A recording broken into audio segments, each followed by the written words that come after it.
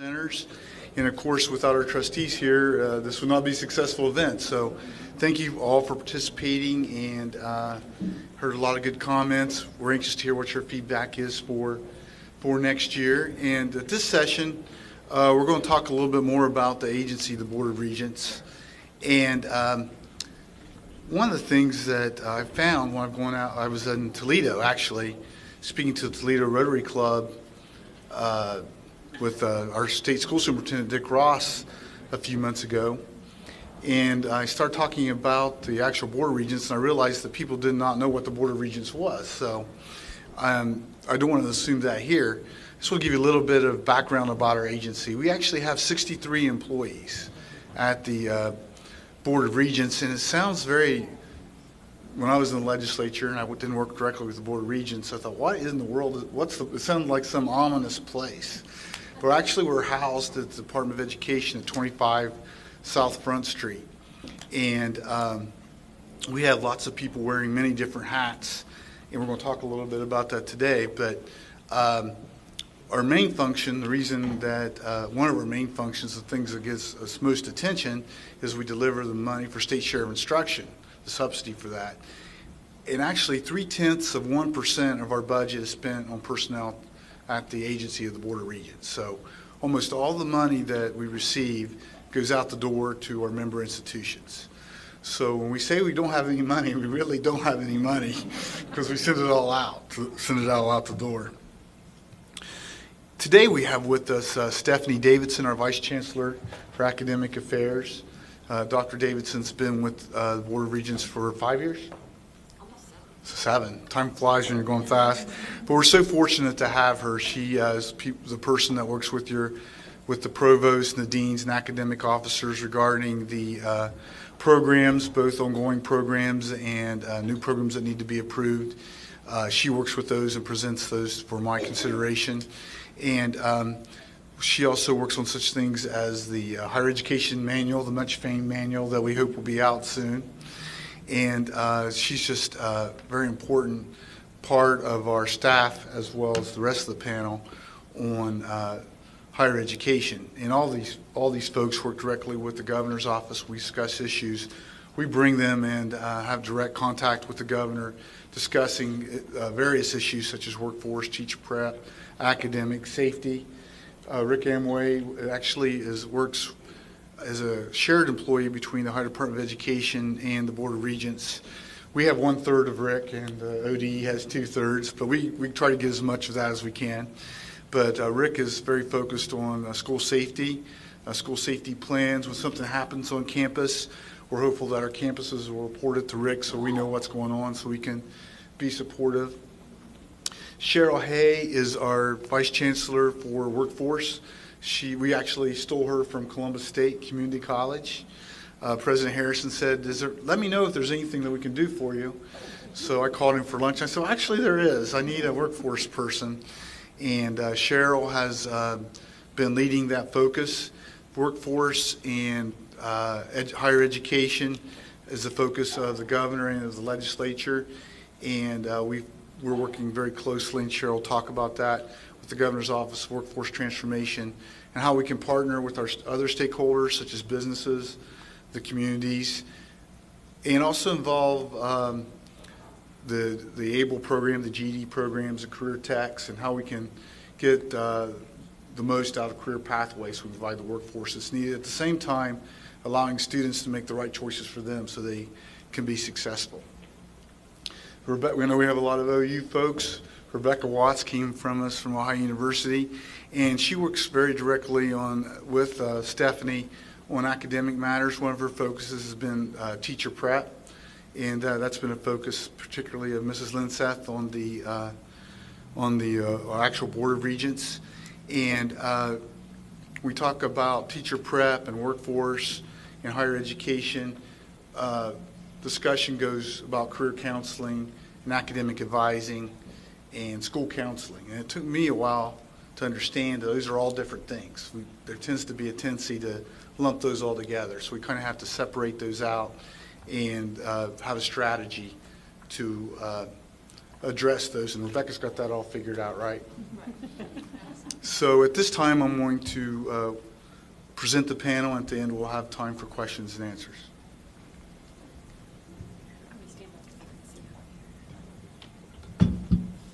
Thanks, Ben. Well, good afternoon, everybody. I'm so happy to be here to help kick off this question and answer period with the Chancellor.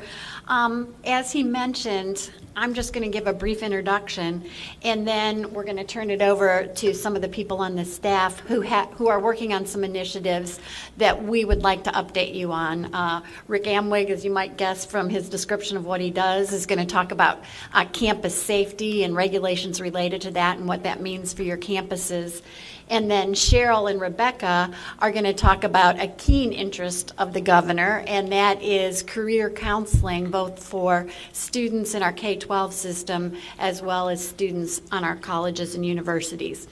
But before we get to that, I was asked just to take a couple of minutes to provide you with some basic statistics on why we need to increase the level of educational attainment here in the state of Ohio, and then where we stand on that, and then where we might concentrate our efforts if we're going to really see a big change and movement toward where we need to go.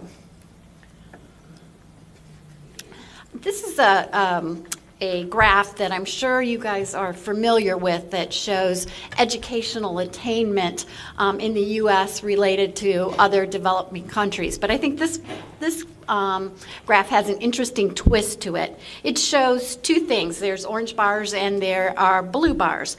And what the orange represents is adults in the 55 to 64-year-old age group and their educational attainment related to other countries. And then the blue bars represent individuals in a much younger age group, in the 25 to 34-year age group. And it shows something very interesting. If you look at the orange bars first and look and see how the U.S., I see people squinting, so, and you guys have them in your packets too, so you might be able to see better in your packets. If you look at the orange bars and you look at the United States and Canada and Israel, you see that 30 years ago, when these people were coming out of college and entering the workforce, those three countries led the world in the education of our citizens. Okay, we did great. Now compare it to the blue bars. And you see for the U.S. and Israel, the blue bars and the orange bars are pretty similar. We've really stagnated. We really haven't increased the percentage of our population with degrees over the past 30 years, just slightly increased it.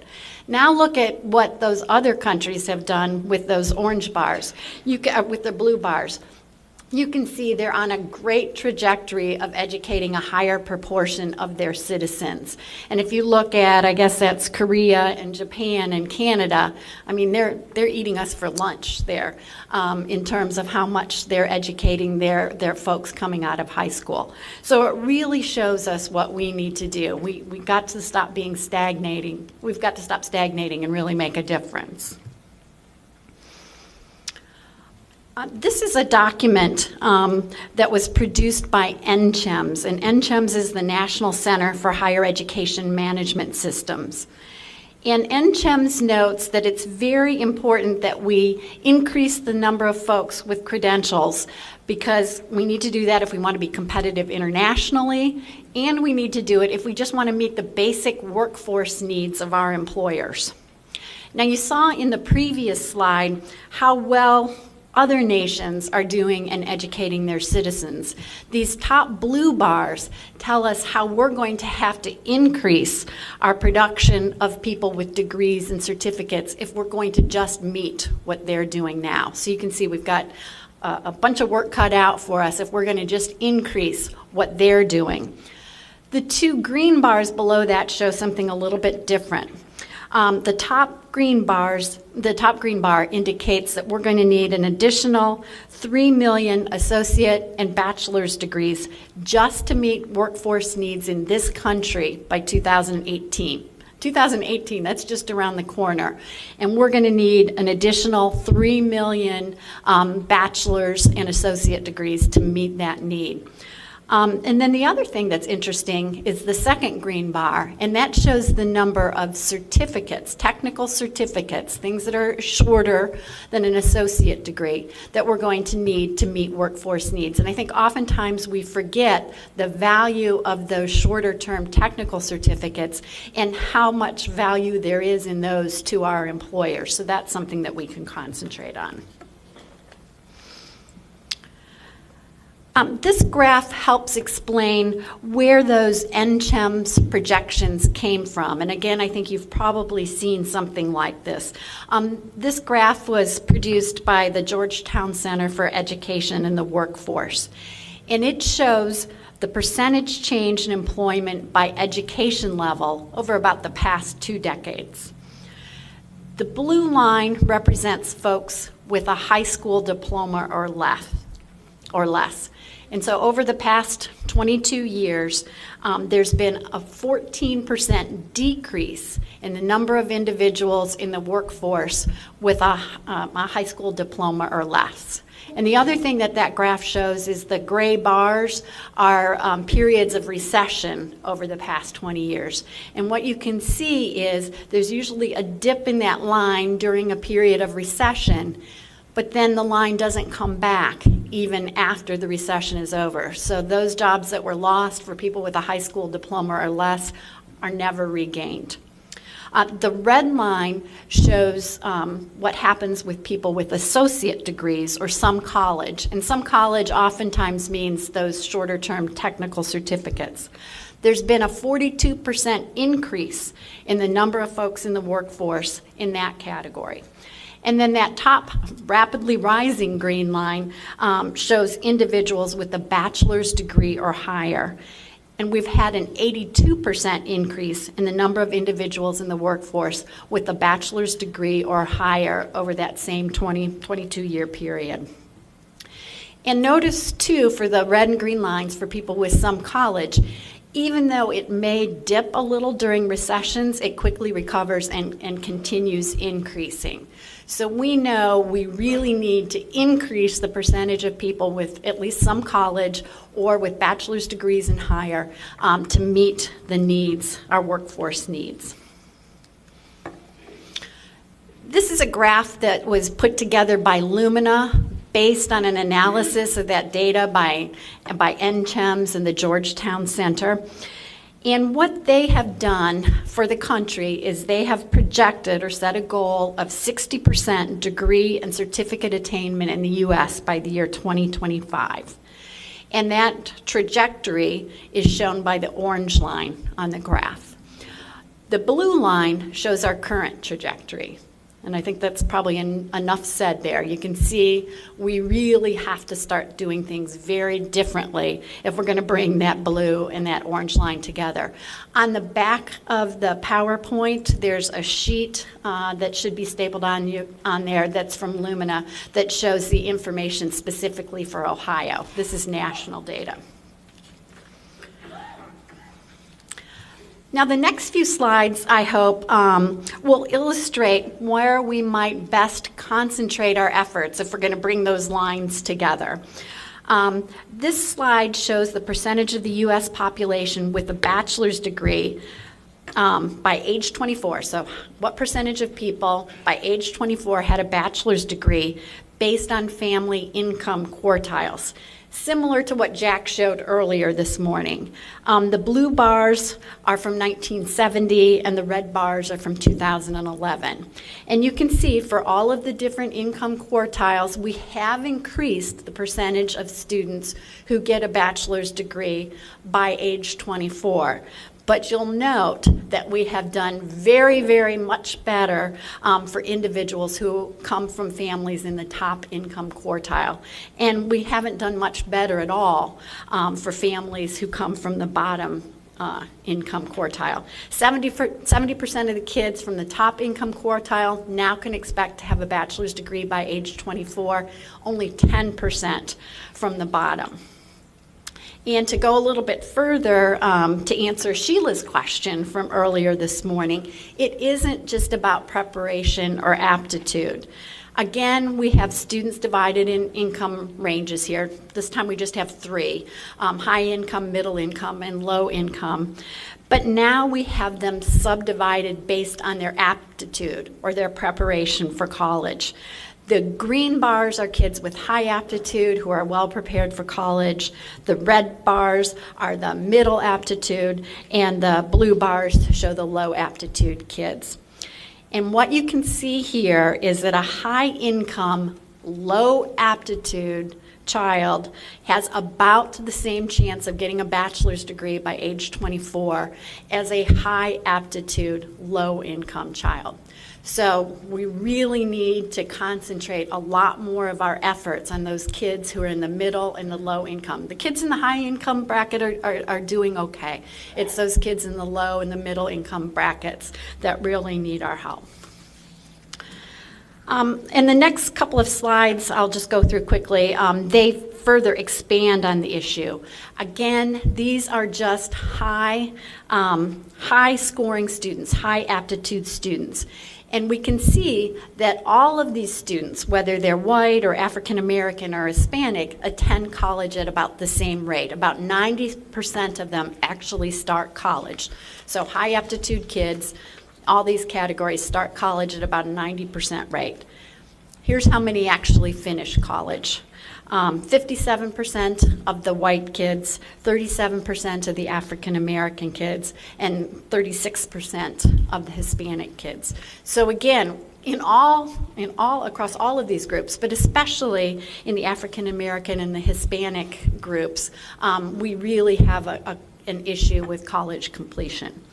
So if we're ever going to get to that 60% mark, we're going to have to do better with these kids, with poor kids, with kids from minority families, with first-generation college students. And I don't want to leave out the fact that we really need to get adults who have left our system and haven't gone to college or only have some college and get them back in. Okay, this is and I'm not going to spend any time on this other than to say you can ask us questions about these initiatives at the end when we have some time, but I think Jack Hershey referred to this as the Chancellor's Directive of the Week earlier. So here's a number of the things that we're working on, but we are working on them with the goal of increasing the educational attainment of our citizens, both kids coming straight from high school and adults, so we can meet our educational and workforce needs. With that, I'm going to turn it over to Rick.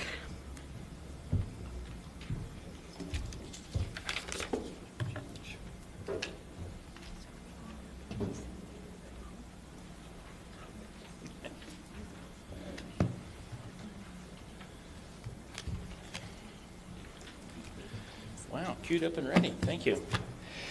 Well, good afternoon. My name is Rick Omweg, as the Chancellor already introduced me, and I'm not going to waste a lot of my time telling you who I am. I think my information is in the program of the day, so we'll dispense with that and kind of get right into the program, because I do have a lot of information I want to talk about today with respect to campus safety. Here are the things I want to go over. We'll spend more time on talking about the Clery Act and Title IX and what that means to our institutions than we do about the Campus Safety Office and campus safety in general. But I do want to take a couple of minutes and talk just a little bit about what the Chancellor had talked about. Hello. There we go. In terms of being a shared employee, and give you a bit of a history and perspective on my office, what I do, and how it relates not only to higher education but to education in general. This office came into being in 2008, following Virginia Tech the previous year.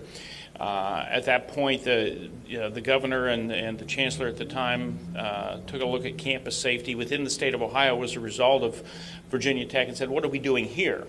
And how can we make it better? And as a result of that, there were a number of recommendations that came out of a lot of meetings and a lot of time spent with folks in higher education. And the number one recommendation was the creation of the Office of Campus Safety under the Chancellor. Again, that occurred in 2008.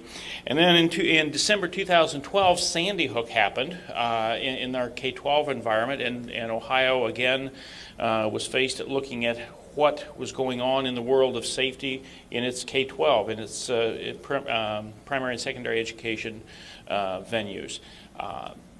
We looked at what was being done at the local level and at the state level. We also took a look at what was being done in the higher education level and said, you know, there's no point in reinventing the wheel. Let's just kind of expand what we do with higher education across the entire spectrum. So the Center for P20 Safety and Security was born. We actually went into effect about a little over a year ago, and have been working across those various education venues ever since. So let me shift gears a little bit and talk a little bit about campus safety, because it kind of lays the groundwork for the latter part of this presentation that deals with Clery and Title IX, two federal programs that require all campuses to comply with certain safety and security regulations. But all of our University System of Ohio institutions have some type of police or security function on their campuses. Some of those are dedicated police departments that are operated by the institution. Some of them hire private security. Others contract with security companies. And some rely on local law enforcement. But even in that scenario, there's a dedicated service to the campus and to the community. So a little bit about campus safety. Well, how safe are our campuses? Well, in a recent national study, students reported generally low levels of fear of crime while on campus. Respondents indicated higher levels of fear during the night than during the day. And across all categories, the perceived risk of criminal victimization was low, and students felt that they were at a greater risk of victimization while off campus as opposed to on campus. Again, that's a national study. It was done about 2.5 years ago. So perception is only one way of measuring crime. We have other things that we can look at, like local crime statistics, the Clery report, which we'll talk about in greater detail here in a few minutes, and other reports that are done by either public or private entities, usually on a national basis, that rank one institution against the other. One that was recently done about 3 years ago was done by Reader's Digest, that ranked a number of institutions and how safe they were according to a lot of different metrics. Campuses are generally very safe places. This cross-section brings with it all the problems that people away from school feel, with the added factor of vulnerability, the diverse, complex population with a dynamic environment, the 24/7 operation of the institution, all have a profound impact on the perception of safety and crime itself, the actual completion of criminal acts on campus properties. The Clery Act and Title IX are federal statutes that require colleges and universities participating in federal financial aid programs to maintain and disclose campus crime statistics and security information. Clery Act compliance is a requirement of the entire institution, not just the security or the police department or some one or two individuals that's designated by the institution to prepare various reports for Clery. It's incumbent upon campus administrations to understand this and understand that this is an institutional issue that needs to be addressed and not just that of a couple of people. Now I want to get into a little bit specifically about the two regulations that I talked about, the Clery Act and Title IX, and how that impacts our institutions. A little bit of a brief history. The Gene and Clery Disclosure of Campus Security Policy and Campus Crime Statistics Act, which is a long way of saying just basically the Clery Act. It came into being a number of years ago. Compliance is monitored by the United States Department of Education. The law is named for a co-ed that was from Lehigh University who was victimized on campus, and that crime was never reported to the public or to the institution's community. And as a result of that, the Clery Act came into being. As I say, it came into being a long time ago, in 1990 actually, and it was, as it says there, originally known as the Crime Awareness and Campus Security Act.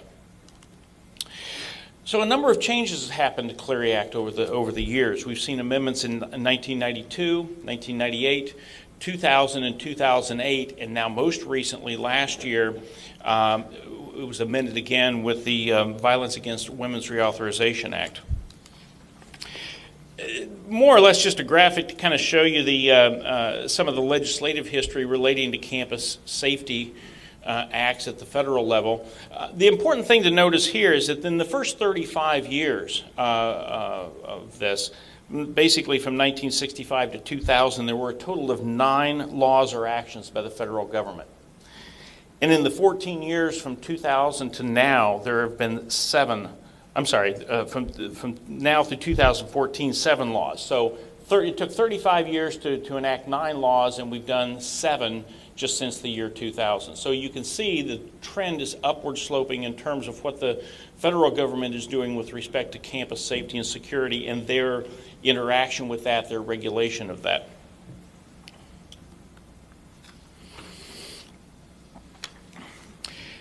I'm going to spend a lot of time on this in the next slide because this is really the meat of Clery. There are a number of things that Clery requires our institutions to do. I'm going to hit the highlights as we see here and on the next slide. Please understand that even the ones I'm mentioning here are very, very detailed in what the institution is required to do. And again, I'm only hitting the highlights. So the first thing is publish an annual security report, or an ASR. That's due by October 1st of each year. And it has to include security policies and procedures and information on the basic rights guaranteed to victims of sexual assault. The law requires schools to make the report available to all current and prospective students and staff, and everyone affiliated with the institution must be notified of the report's existence and given a copy upon request. All the crime statistics must be provided to the U.S. Department of Education. I'll talk a little bit more about the policy piece of this in a little bit.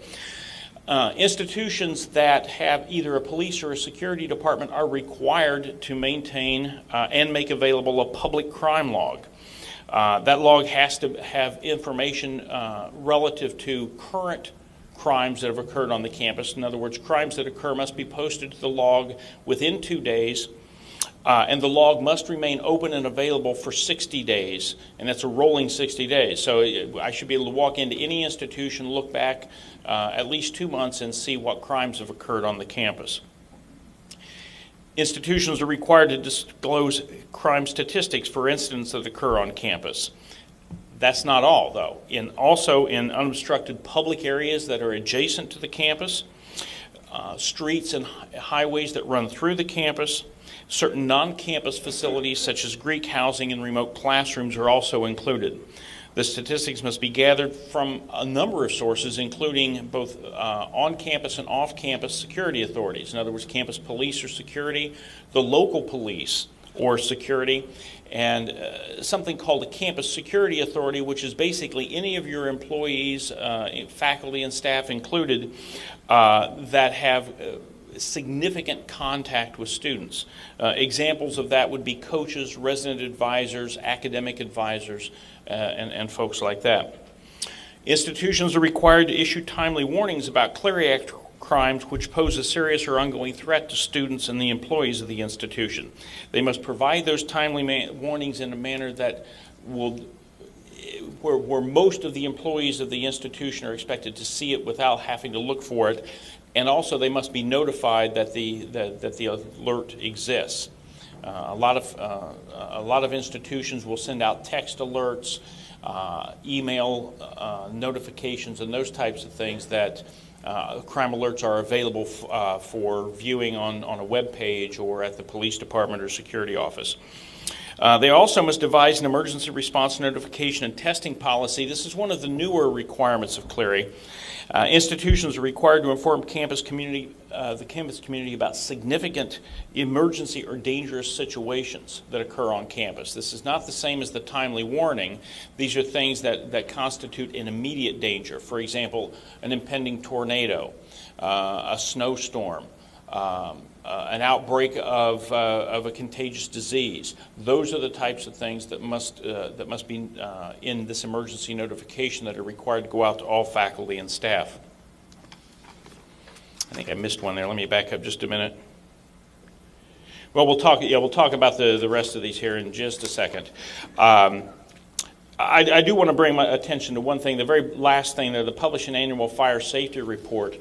If your campus has on-campus housing, you're also required to file an annual security report in addition to the annual safety report or annual security report. That fire safety report carries two requirements. One is an annual summary of all fire events on campus, and the second requirement, similar to the timely warning, is a notification of all fires that occur on campus within 2 days of their occurrence. So we talked a little bit about the enacting the policies and those types of things. I want to get into those here in just a second here. There we go. In addition to counting and reporting crimes, and in addition to the policies and procedures that we're going to discuss, there are other things that your institutions are required to report every year, and those include the 7 Clery Act crimes.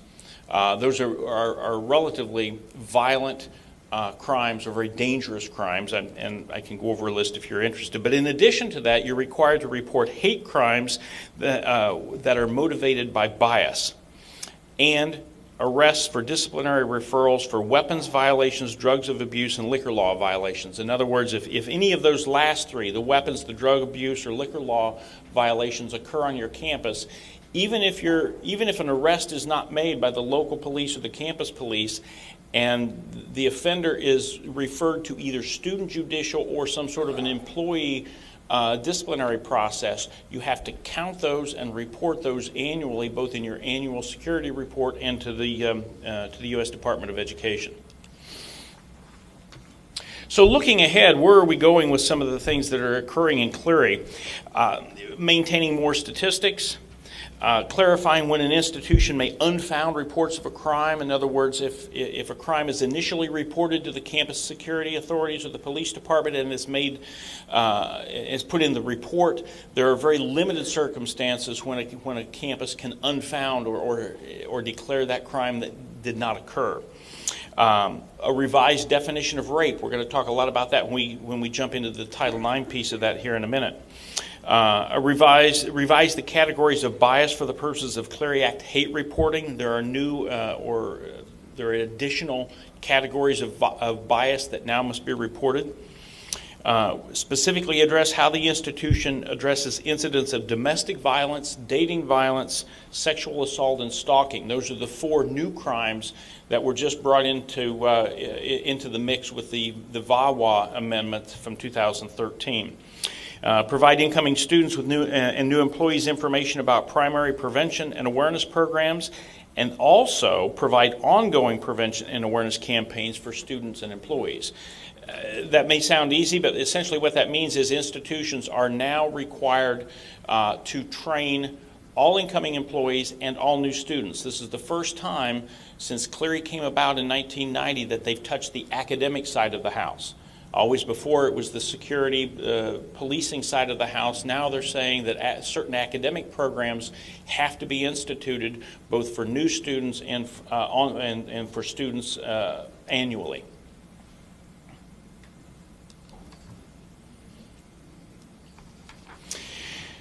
So we talked about, I told you there were 4 new crimes that needed to be included and reported in new reports starting this year and moving forward. That's domestic violence, dating violence, sexual assault, and stalking. 3 of those are relatively new.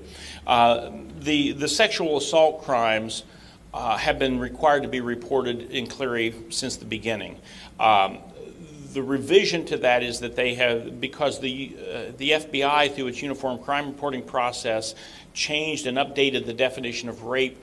The U.S. Department of Education also changed their definition of sexual assault to include all the various categories of rape.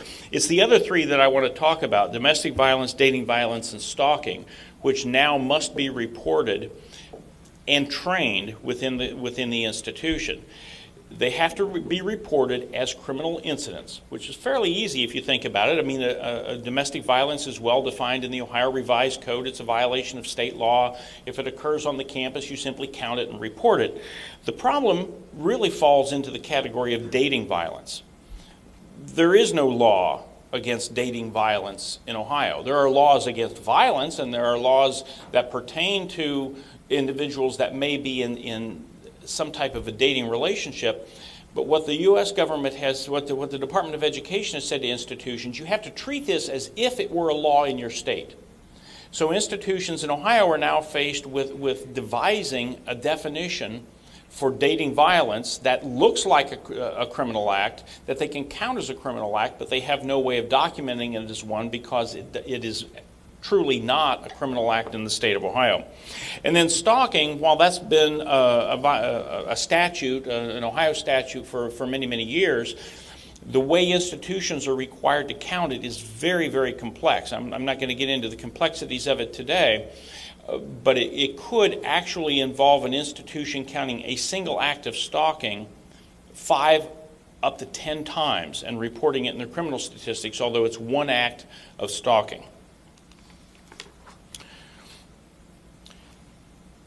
So again, looking ahead at some of the new regulations, the Department of Education is requiring institutions to provide for fair, prompt, and impartial disciplinary proceedings. Seems rather straightforward, but the department has issued regulations that better define what that means. Some institutions, particularly smaller ones, will have a great deal of difficulty complying with the regulations that have come out of the Department of Education. Describe each type of disciplinary proceeding used by the institution. Again, that seems easy, but when you think about it, institutions typically do not have a laundry list of the types of disciplinary proceedings. I mean, there's academic misconduct, there's criminal misconduct, there's procedural misconduct if you're an employee. Each and every one of those has to be listed in detail by the institution, and that pairs very nicely with the next bullet point. List all of the possible sanctions that may be imposed following the result of a disciplinary hearing. Traditionally, institutions take in the totality of the circumstances before they decide on discipline, particularly with students.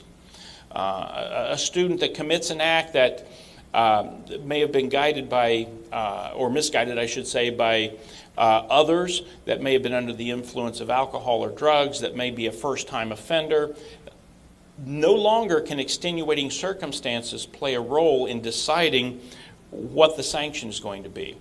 The universities and colleges have to list their sanctions up front, and then they are limited by that when they implement sanctions against both students and staff of the institution.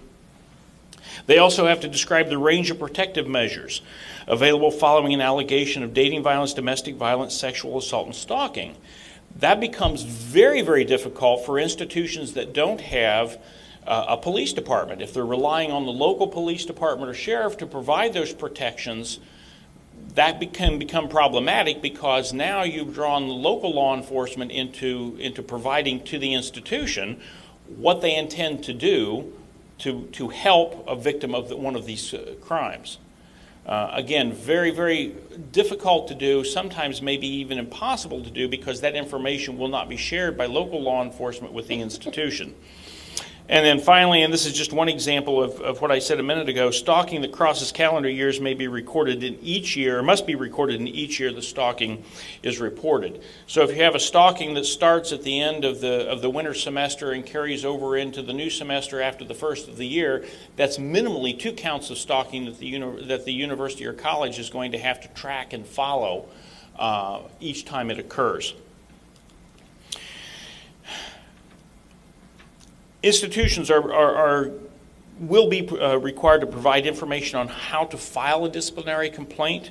That must be very public information. It needs to be published annually in the security report and other student and employee handbooks. They must notify victims of how to request changes to academic, living, transportation, and working situations, and how to request protective measures. Incumbent in that is that the institution offer those services to each and every victim. So institutions have to not only decide how they're going to offer accommodations to academic, living, transportation, and working situations, they have to document them and publish them in the report and elsewhere. We'll talk about the hierarchy rule. This is a rule of how institutions report crimes. That was changed in the new regulations. Requiring policy statements to address procedures for cases of dating violence, domestic violence, sexual assault, and stalking. In other words, they have to be very specific about what they're going to do and how they're going to not only investigate those, but how they're going to prevent those crimes from occurring in the future. And then finally, the U.S. Department of Education has changed the definition of proceeding to include a lot of things that would not normally or not in the past have not been considered a proceeding per se.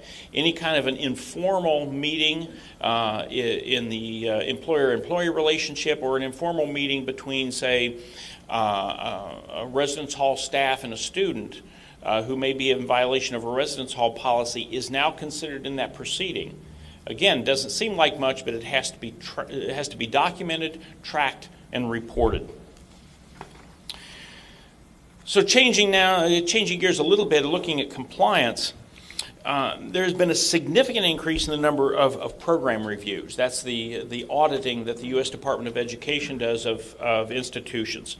In 2011, there were 2 times the number of reviews performed in the previous 2 years. So 9 and 10 didn't even add up to the number of compliance reviews they conducted in 1 year. But here's the more shocking statistic, I think. In the last 5 years, there's been nearly 2 times the reviews in the first 20 years of Clery. And that kind of shows you what the focus is and what the impetus is of the U.S. Department of Education when it comes to compliance in these matters. Add to that the fact that they have nearly doubled the number of compliance teams that are out there. They have changed the types of audits they do. In the past, they used to come in and an audit would be a very intensive, very involved process that looked at all aspects of Clery. It was the only kind of audit they did. Now they will do what has been referred to as mini audits. They may come in and look at one aspect of Clery or 2, and use that as a door opener to look at additional things that they find problems in those 1 or 2 areas that they're looking at. Their compliance teams are very, very good at what they do. They're highly trained, and they're very efficient. So they can come in, they can get the work done, and they can move on to other audits. Now, I told you a minute ago we were going to talk about policy statements. This, I think, is a bit of a shocker as well. And here are the numbers and what they mean. 63 are the current number of policies that are required under Clery. 32 are the number of policies that were added or changed by virtue of the most recent amendment last year, the VAWA amendment. And of those 32, the number of policies that are revisions. So what does that add up to? That adds up to 88 policies. Each and every institution has to have. They have to develop it, they have to maintain it, and they have to publish it. They have to publish it not only in their annual security and fire reports, they have to publish it in student and employee handbooks as well. The majority of the audits I just talked about were not for direct violations of Clery regulations, but were for violations of the institution's own policies. If you violate one of these 88 policies, it's a Clery violation.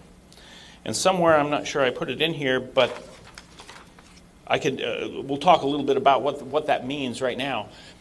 That means that for each and every violation, it's a $35,000 fine to the institution. And they specifically say for each occurrence or each instance of a violation. Now, here's how they count. I'll just use one example. We talked about a daily log, a daily crime log a few minutes ago, where you have to record every crime that occurs on your campus. If you miss one, let's say there was a theft or a burglary that occurred and it didn't make it onto the crime log. That's a violation, $35,000. It's a violation every day it's not on the crime log.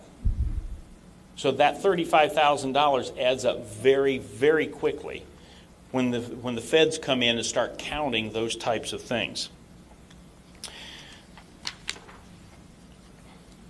Oops, there we go. All right, we're going to shift gears one more time, and I'm going to wrap it up by talking about Title IX. There's the definition of Title IX. I won't bother reading it to you. I'm going to spend more time on the next slide. because this is kind of the working definition of Title IX. It says sexual violence is in the form of sexual harassment. It refers to any physical sexual acts perpetrated against a person's will, where the person is incapable of giving consent due to the victim's use of drugs or alcohol. An individual may also be unable to give consent due to an intellectual or other disability. It may include rape, sexual assault, sexual battery, sexual coercion, domestic violence, dating violence, and stalking. You've heard me say those terms quite a few times.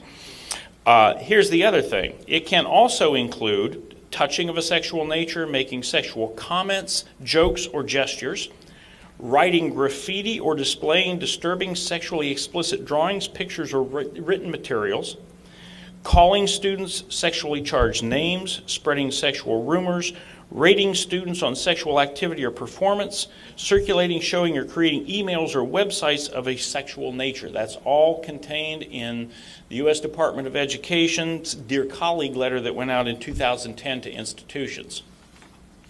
So what is an institution expected to do? Simply that. Eliminate the harassment. Whatever you do, however you choose to do this, that's the directive from the Department of Education. Eliminate the harassment. So how do you do that? Well, you take immediate action to eliminate the harassment. Now let's go back to the examples I used. Graffiti scrawled on a bathroom wall of a sexual nature is a Title IX violation. Now, you can eliminate it by going in and washing it off of the bathroom wall, but you also have to take steps to prevent its recurrence and address its effects. That's how intricate the Title IX requirements are of institutions. It's not the overt acts of sexual assault and rape and those types of things. Those count, certainly, but it's the minuscule things that also will get you in just as much hot water as the big things. So we respond, we investigate, and we report. That's what institutions are obligated to do. Title IX protects students from sexual harassment in an institution's education programs and activities, including everything that's listed there: academic, educational, extracurricular, athletic, and other programs of the institution. Here's the kicker: on campus, off campus, in transit, sponsored at other locations, etc. So what does this mean? It means institutions, you may have an obligation to report student-on-student sexual harassment that initially occurred off campus, outside of your venue, for any kind of program or activity. Here's an example. If a student files a complaint referencing off-campus conduct, the institution must process the complaint in accordance with its established procedures as if it occurred on campus. The institution should consider and address on-campus continuing effects of off-campus sexual harassment, for example, on-campus retaliation by an alleged perpetrator or friends. So how do you do all of this? Well, here's what the U.S. Department of Education and the Office of Civil Rights have suggested as starting points. You appoint a Title IX coordinator. Pretty much everybody has done that. Sometimes it falls into the categories of other duties as assigned. I can tell you right now that's a very dangerous position to take, because this truly is something that the feds are looking at very, very closely in terms of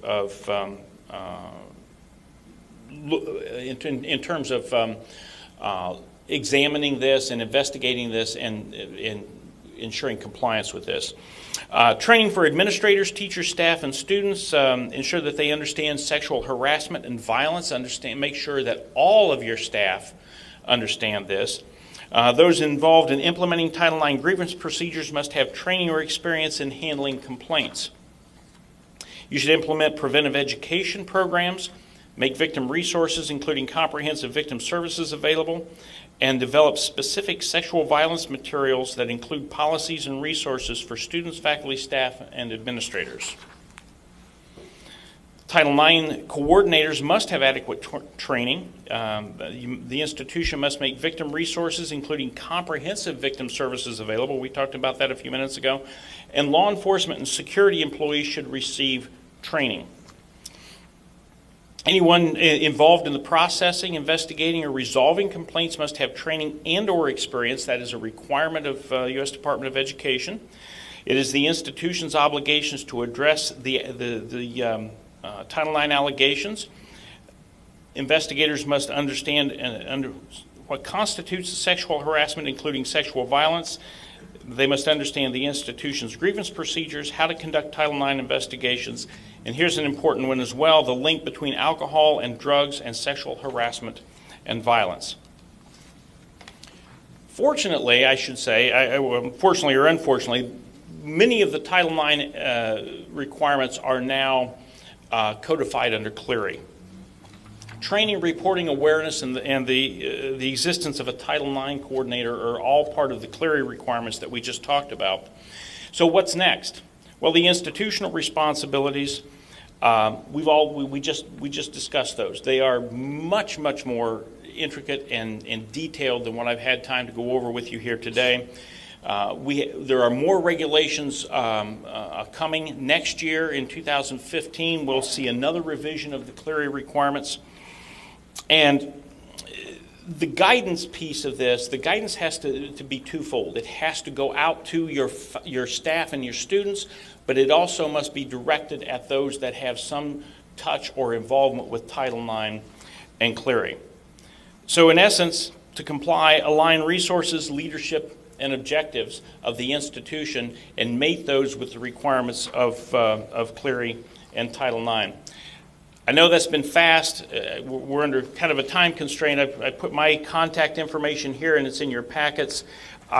Feel free to email or call with any additional questions that you may have as we move forward into the new era, the new VAWA era of Clery. I feel strongly that most of our institutions will need some type of guidance and assistance in getting to where they need to be. Thank you.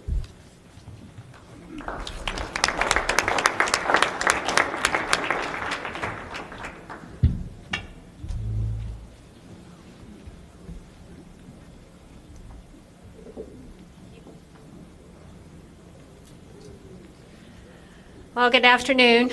I'm very glad I don't have Rick's job. That's a lot of fines. So I'm going to talk to you very quickly to try to get us caught up a little bit about some conversations that have been occurring at the state level around the career services space. So I kind of do like audience participation though, so I'm going to ask you a question. How many of you feel that you benefited from a conversation with anyone related to your career and getting good advice about what to do about your career path? If you could just by a show of hands. Okay. How many of those conversations for you occurred with an individual either in your K through 12 experience or in your post-secondary experience? So less hands, but still not too bad. Okay. So what we're going to focus on is a conversation around how does the career discussion happen, especially in our schools in Ohio. And I went to a focus group where we had some students from the K through 12 system talking about, well, you know, this is the first chance I get to make a decision without my parents. And the educators that attended this focus group began to have a really in-depth conversation, and our question became, well, really, what have we done to give those students the tools to even make career decisions? And, you know, what is the process in Ohio? Who owns the conversation about careers and the accountability for ensuring that students actually have a career discussion? At the same time we were having this dialogue between the Ohio Department of Ed and the Board of Regents, the governor began to have this question as well. As he talked to students, as he traveled Ohio and met students at our institutions, he's hearing things from students that will say to him, well, I've been at school for a year, I still haven't selected a degree path. I'm still not sure what I'm going to do with my education or where I want to end up when I leave this institution. But what's concerning is at the same time that they're having that exploration, they're racking up student debt. So what he began to ask both the Department of Ed and the Board of Regents is, what are we doing about ensuring that students have a menu of activities that focus them on how to select a career? And who owns that process? And where is that conversation starting? Is it starting in the K-12 arena, or are we waiting until they hit the doors of post-secondary? and the impact that that might have on student debt. He also heard in talking to students that, oh, I've changed my major since I've been at this institution at least 3 times, some as many as 6 times. And how is that impacting their journey, not to just completion, but again, their financial debt? So what things that have been going on in this space related to the Department of Education, they have been working with the governor on a program called Career Connections, where they are now going to be having the career conversation occur in the 7th grade level, and they're going to be using mentors and some other activities to help get students focused about having career conversations. Additionally, the state of Ohio was able to get dollars from the Department of Labor to upgrade our Ohio Means Jobs system, which is our labor market system. It's our job posting system that we use in the state of Ohio and that we refer a lot of our students to look for information about what are wage rates for jobs in Ohio, how many people are actually pursuing those jobs, how many people have those jobs now. And so we have taken that money and additional investment we got from the Department of Labor, and we've enhanced Ohio Means Jobs to begin to do a lot more career information. What skill sets are needed in career paths? What kinds of things are employers putting a priority on when they go to hire graduates from our schools? And then to give them some realistic information about salaries in the state of Ohio versus some salary sites that may not be quite so realistic about what they can potentially hope to make when they've finished their schooling and education.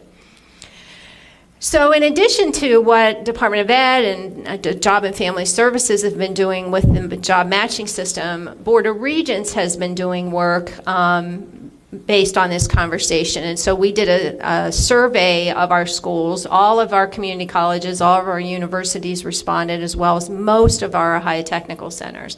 And these were some of the things that we found from that survey. And in general, I won't go through them all with you, but we'll say career services generally is very understaffed as you look at national standards of how many students per counselor there ought to be in having conversations.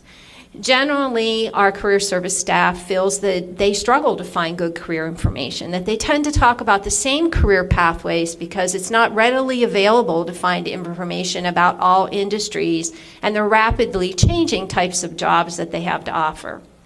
They're spending a lot of time in record keeping and in trying to secure information about our graduates. Where did they secure jobs? How much did they make?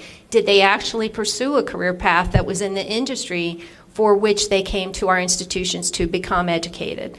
So those are the types of things that our survey told us about what the counselors are seeing as it relates to trying to do their job. But the one thing they told us loud and clear is we're having very little conversation with our students about actually selecting a career prior to them coming to our campus and even when they reach our campus. We're having some success in talking to them about preparing for the job search process, but mainly that's because students will call us 2 days before they have an interview and need help doing a resume. And so it's a fire drill to try to prepare them to have that kind of activity. So what we've started to do based on all of that dialogue with our career service offices is to look at a couple ways to kind of assist this space. One of those is the chancellor has been traveling the state with the staff for Ohio Means Jobs, and they've been visiting our campuses and showing them this new web tool and how they might use it in conversations with students. And I'll give you a very real example of that. My son came to me wanting to go to school for a particular, it was some kind of neuroscience health position. I'd never heard of the occupation before. And so I asked him to get on Ohio Means Jobs and tell me how many jobs in Ohio there were in that particular category. And he came back with 1. So I advised him that maybe we wanted to look at another career path where it wouldn't be quite so competitive to get that job and when he'd have a better luck of maybe securing employment when he left his education track. So that's how we want our campuses to be able to use information in the Ohio Means Jobs system and talking with students about what the actual career landscape looks like in Ohio, but also we're providing information about how many students we're turning out of our education system against specific occupations in Ohio. And that's additional work that we're doing and we hope to have loaded in the system by spring of next year. We've been doing work on career pathway maps with the Ohio Department of Education. So how do we talk to students about careers, and what are the realistic steps they can take to climb a career ladder in a specific occupation? And so we're actually putting that down on paper, and we're loading that into the Ohio Means Jobs systems. The Ohio Department of Ed is actually the group that's been assigned the responsibility for those career maps, but we are helping them getting business at the table to help verify if those career maps are accurate, if this is really how an individual can expect to move through a particular organization, and what type of education and skill set they'll need. We're going to be doing Ohio career conversations. So by region, we are going to be inviting our career services personnel to meetings with businesses by industry type, where we bring the businesses in to talk to them about these are the type of skill sets we need students and graduates to have. These are the ways they must interact with us in the employment process, to better arm our personnel on our campuses with an understanding of how to advise students across that whole discussion. And then we are going to be providing for our career services personnel a little bit of a relief in their data reporting. So Board of Regents is now going to take on the responsibility for reporting back to our campuses where all of our students secure employment and how much they make at hire. Many of those that invest in education today, many of the federal grants and state grants that our institutions secure, have a requirement around telling us where students find jobs and how much they make. And that information is actually resident at the Department of Job and Family Services. And so we're going to do a memorandum of understanding with them so that Regents can now report that and kind of alleviate that data element from our career services personnel. We got a couple people said that's good. We also have some campuses doing some really good jobs of integrating career activities into the actual academic delivery. So we have some of our career services offices have told us their faculty have been supportive. They've really partnered with them to give them time in the classroom to talk to students about how their academics and that later job, pursuing that job, can tie together and doing activities together. And Rebecca's going to talk with you in a minute about what we're doing to prepare teachers to be able to do more of that. We also have been doing individual visits to our campuses to visit our career service offices, because there's only so much you can find out from a survey, and we really want to have an in-depth conversation with them about some of their needs and challenges. And so Stephanie Davidson and Rebecca Watts and I have been going around the state to look at their offices, and we've been pleasantly surprised and pleasantly, or not so pleasantly surprised as well, based on what we've seen as it relates to the types of resources they have for our students. And so that's why we wanted to have this conversation with you. And then Department of Ed and the Board of Regents are collaborating together on a set of strategies that we would like to present that might help this space across the whole education spectrum. In your package, you'll see these are just examples of career path maps.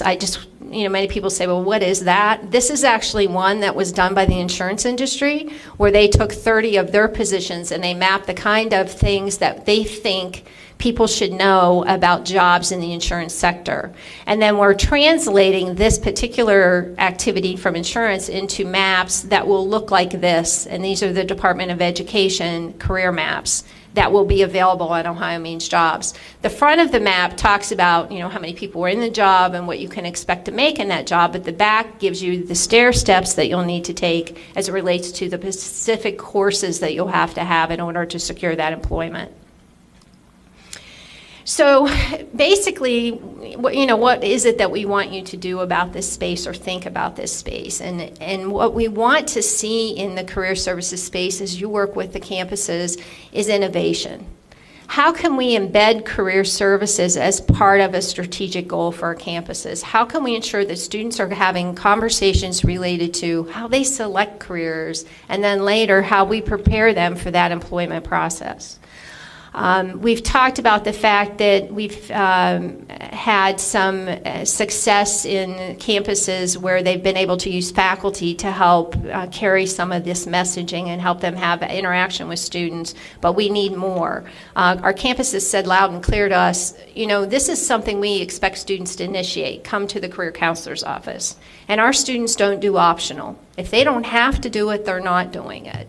And so how can we maybe take our strategies on our campuses from student initiated to more campus intrusive? How would our campuses now maybe make that part of graduation requirement that you must seek services from the career counseling and services office? Some of our campuses actually do have some requirements in that manner where you must do a resume before a certain period of time during your education journey, or you must actually make an appointment with a counselor before graduation. And then as it relates to resources, we talked about the area is very understaffed in most situations. And in order to be able to staff getting students conversations around careers, we're going to have to turn to our community to help us in that space. We have campuses that are doing great work by using their alumni networks to meet with their students. They're using campus ambassadors. They're using Rotary groups.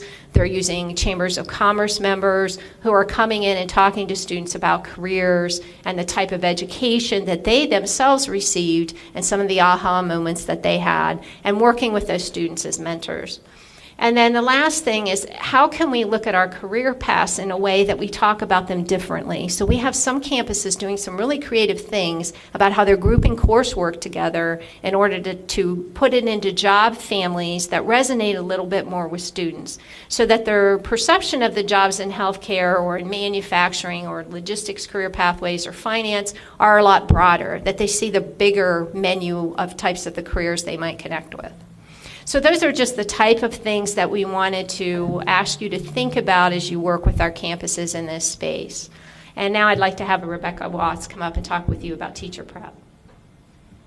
Have to back map from that a little bit. And when we do that, when we look at the connections between elementary, secondary, and post-secondary, there's a common thread that runs through that.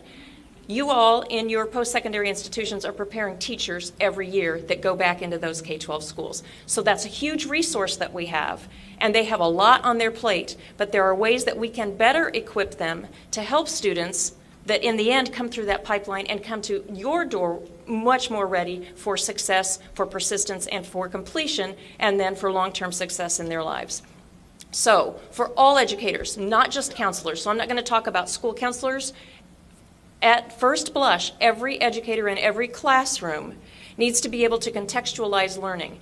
Every teacher, and probably everybody in this room has asked a teacher, why do I have to learn this? When will I ever use this? You've all seen the things in social media lately. Yeah, another day that I didn't use algebra. Well, I challenge that because it is so innate in what we do that we actually do use algebra on a daily basis.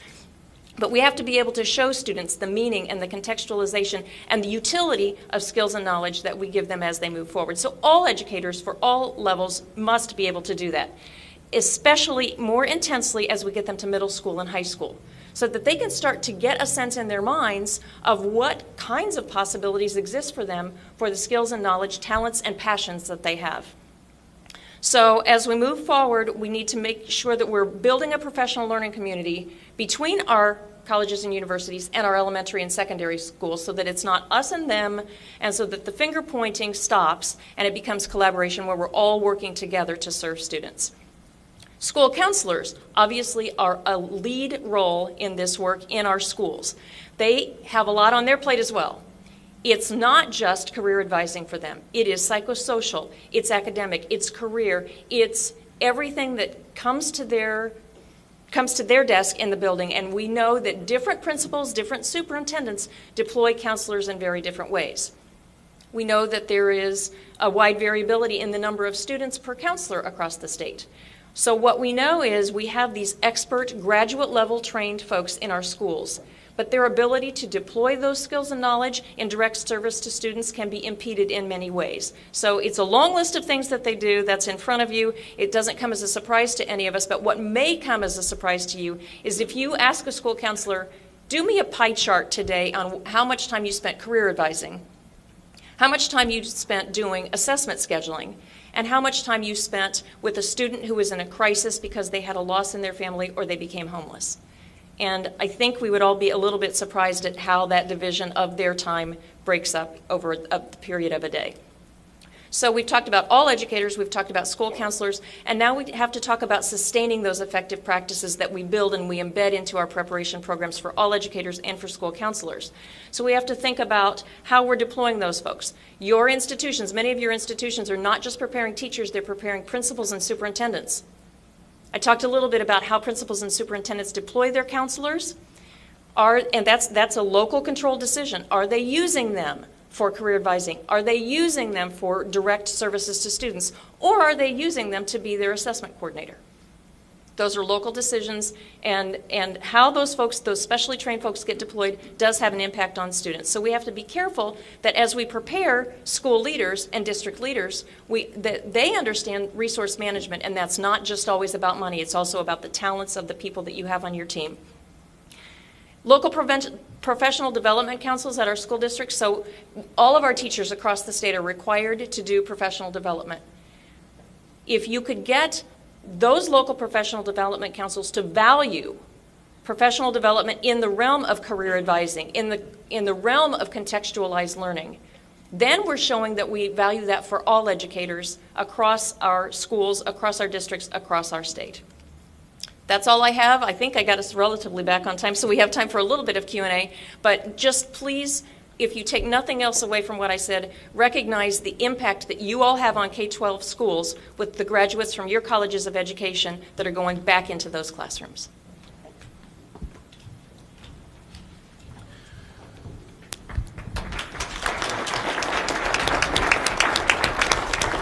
We're very fortunate to have these individuals amongst all of your individuals. One of the things that we're very proud of with the Board of Regents is that we're able to access your talents. As the panel talked about, they went out and visited institutions, see what they were doing, and they saw what worked, maybe what the challenges are and what the gaps are. So we're really learning from you and trying to synthesize that and report it back to you in a way that everybody can use. We have time for a few questions, if there's any questions. If not, we'll let you have your break.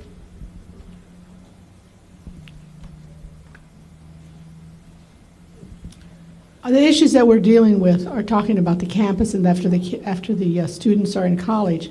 But the problem really has to be resolved before that when you look at the number of students going into college.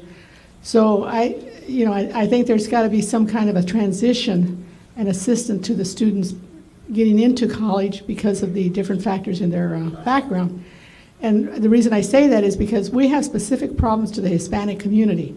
We have a problem of language, we have a problem of culture. So you're not even going to get them to step 1, much less step 10 or 11. And so I think even last year, I didn't see anything addressed to the minority student. So what are you doing to deal with that? Because the problems to that are very unique, and I'm just wondering if you're addressing that issue.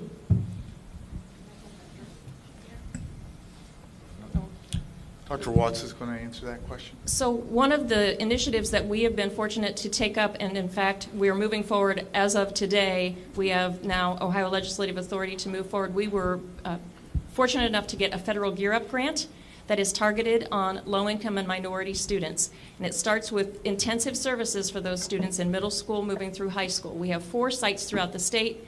The obvious goal of that is to establish highly effective practices that move forward with low-income, minority, and first-generation students and provide tailored, detailed services that really are meeting their very specific needs. We have 4 sites around the state, but as we move forward over this 7-year grant, we will expand the number of students served and the sites served over the period of that grant.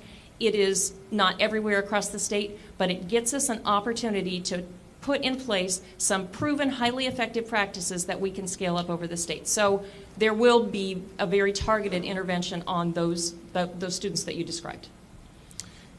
And that's very important. I would add to that conversation that in the last MBR mid-biennial review, there was $10 million included for community connectors, and the governor with State Superintendent of Ohio Department of Education, Dick Ross, are working with community groups to address that population. We have Regent Humphreys here from Youngstown. We've been talking to President Tressel, for example, working minority populations and the school superintendent there on helping Youngstown see schools which are almost all minority. But we also have different strategies, and the governor's challenged us very clearly that we need to find ways that we mentor students, and the population that we're looking for are the ones that you're talking about, first generation and minority students, and giving them the support that they need to be successful. And a lot of that is mentoring, as Dr. Davidson mentioned. The population, if we're going to get to the 60% attainment rate by 2025, we have to reach that population. The conversation and the challenge for all of us, including us at the Board of Regents and Ohio Department of Education, is how do we do that? And I think that the Gear Up grant is a great example of how to address that as one strategy, but I think you'll see a larger conversation that we'll all be having next year on how we can do a better job with that. So if you have ideas or if there's programs that are working in your area or at your institution, we'd be very interested in learning about that, because we know that it is a big challenge and something that we need to address. My question is for Rick. My name is Ed Nagel. I'm a trustee at Owens College in Perrysburg. As an employer, I have access to the Industrial Commission for consultative services. They can come in, they'll do a safety audit, various aspects of our company should we ask them to come in. When I saw that the issue about 80-some regulation changes with the Clery Act, is there some consultative services that your division has that the schools could have as a resource, or the colleges could have as a resource, to do some of that auditing to make sure we're all totally compliant? Well, as a matter of fact, yes.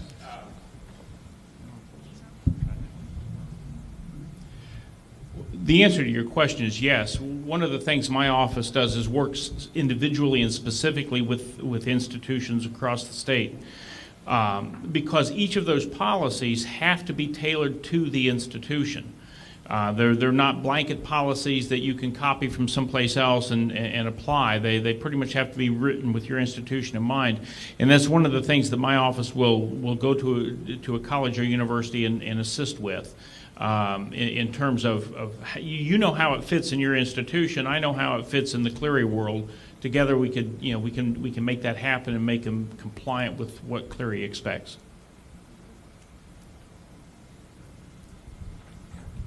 Just real quick, I think this is Cheryl, Dr. Watts. Is there any room in today's university system for a liberal arts education where a student comes in not knowing what they're going to do and maybe wants to try a little bit of this and a little bit of that, and they come in as a freshman not knowing they want to be a doctor, lawyer, baker?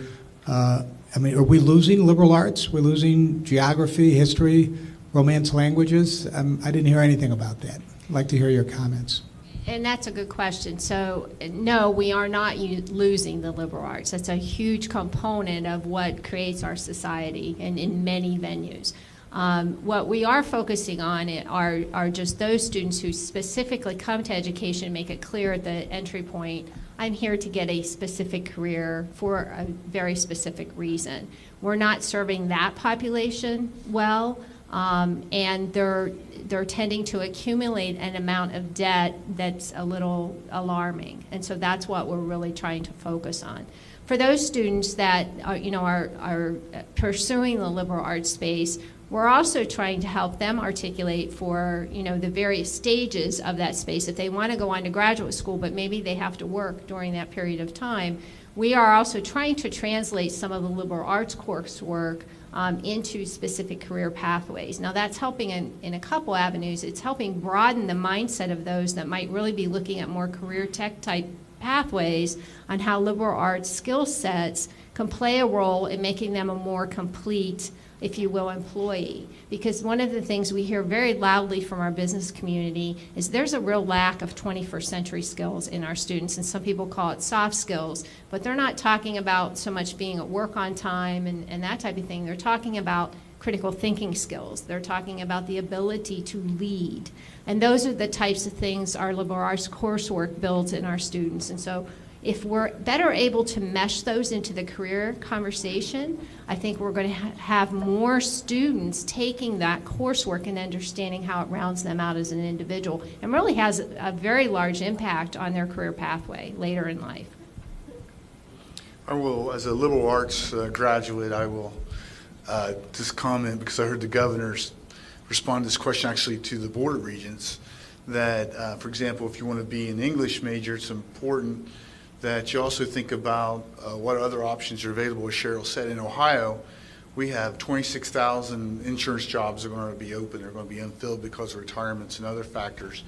So if you're going to get an English degree, maybe you want to think about getting a technical writing course with those skills, so you have some options when you graduate. And we're never going to be Germany where we tell people what they're going to choose. People can still make choices that other people may think are not good choices, or they're not going to make a lot of money, but that may be their best choice. What we're trying to do, is partnering with you, is give them the best information so they know what the consequences of their decisions are. So they'll make the decision. All we can do is provide the information, and they can evaluate that as far as their life goals.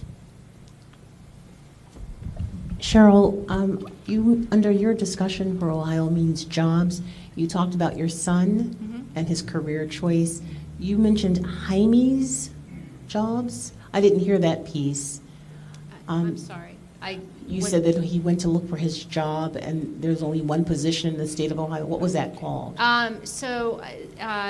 He was looking at labor market data that Jobs Ohio has that will tell you like how many individuals have that position now and how many opportunities are available in Ohio in that space.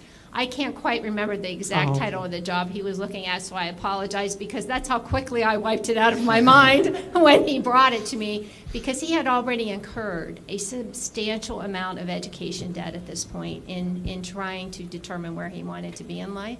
And so we really needed him to be more focused. And you also mentioned that the packets were, your packet is in? Yes, it is. The slides are in there for both Rebecca and I. I don't find them. Oh, you don't? I'm sorry. We'll make sure you have one. Okay. And I'm going to turn it over to my colleague, who many of you know, to get us started on this session. Morning, everyone. I'm Carol Cartwright. I do see a lot of familiar faces in the room, having served as president of Kent State and of Bowling Green, still living in Ohio, and actually not knowing I was going to be with you until yesterday morning. So glad to be here, substituting for Rick Lagan for some of the parts of the program today, and look forward to catching up to many, many old friends I see in the room. Sheila and I are going to talk to you today about the 10 habits of highly effective boards, and in very quick order, we're going to get you engaged in this discussion. We wanted to begin, and we know, by the way, that you have the article in your packet, and you also have a list in your packet of the 10 habits that come out of that article and of the recommendations that come from the new report on consequential boards. And Carol, I think that list is, if you haven't already pulled it out, you will need it. And it's for most of your packets, it's on the left-hand side toward the back. So it'll be a bit of an assignment that you'll have to be digging that out and using it. Right. Looks like people are finding the lists.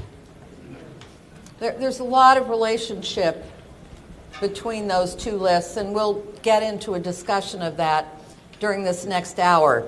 We wanted to begin by talking just briefly about the idea of habit and the larger idea of culture.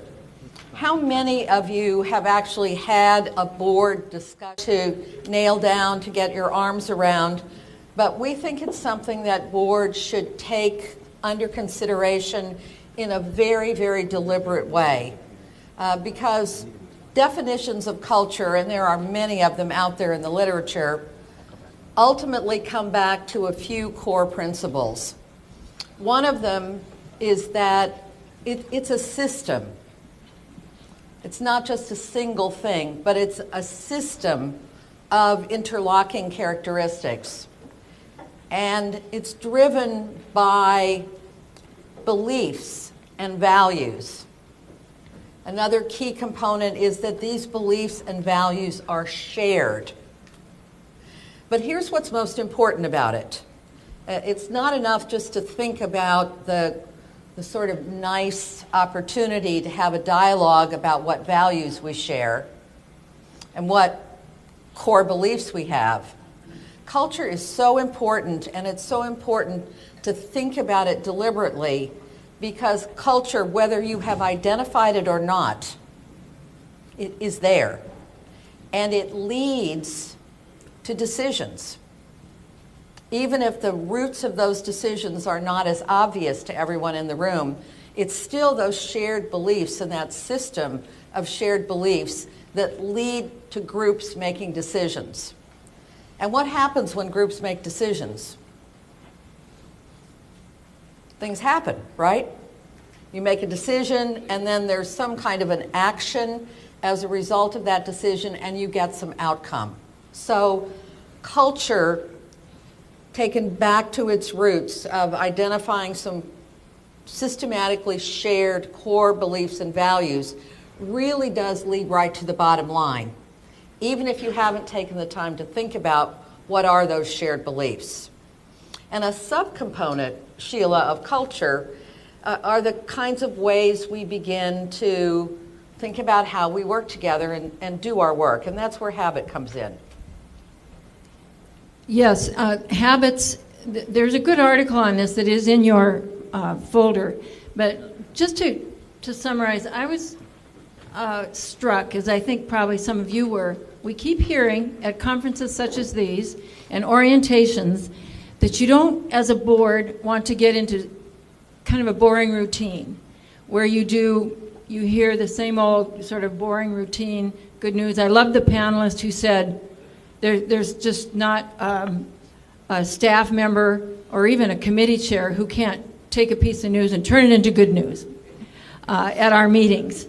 Because that's what we all want and need. And that can get to be almost routine to the point that you as board members sometimes think, why am I here if everything is so peachy? So how do you change routine into healthy habits that change perhaps a toxic or disengaged culture by virtue of what you always do, the way that you always facilitate the asking of questions into a habit? I ran across a book that I love, and I probably am not the only one who has it on my Kindle or in my library, on the power of habit a year or so ago. And they gave a couple of examples of, outside of our industry. But one example was, for example, when a new CEO, maybe 20 years ago, took over Alcoa, an aluminum company. And he had no background in that kind of resource. And he came in and he said to himself, and how can we kind of grab hold of ourselves by the throat and say, we need to develop the kind of habits we were hearing from this panel. A focus Dave reminded us yesterday, the habit of always looking at student success. And he thought, what is it that could make that a habit in our organization that would energize everything we do? And what he thought of was, he kind of looked around the organization, brand new to it, and first shareholders meeting, he said, my almost single focus, and the one that I want to be a habit in our organization, is safety. and the room was flat. I mean, he said later he heard people, almost rushing for the door to sell their shares of Alcoa. Safety, not the quality of the product, not, any number of things he could have brought up. And he said, let's start there and make sure at least one key habit is really embedded in our culture and see how that affects anything or everything else. Check out that chapter of that book. It became, after great initial skepticism, it became transformative for Alcoa. For one thing, nobody could be against it. I mean, not the labor unions. They're not going to say, well, let's not put a priority on safety. Nobody in the organization.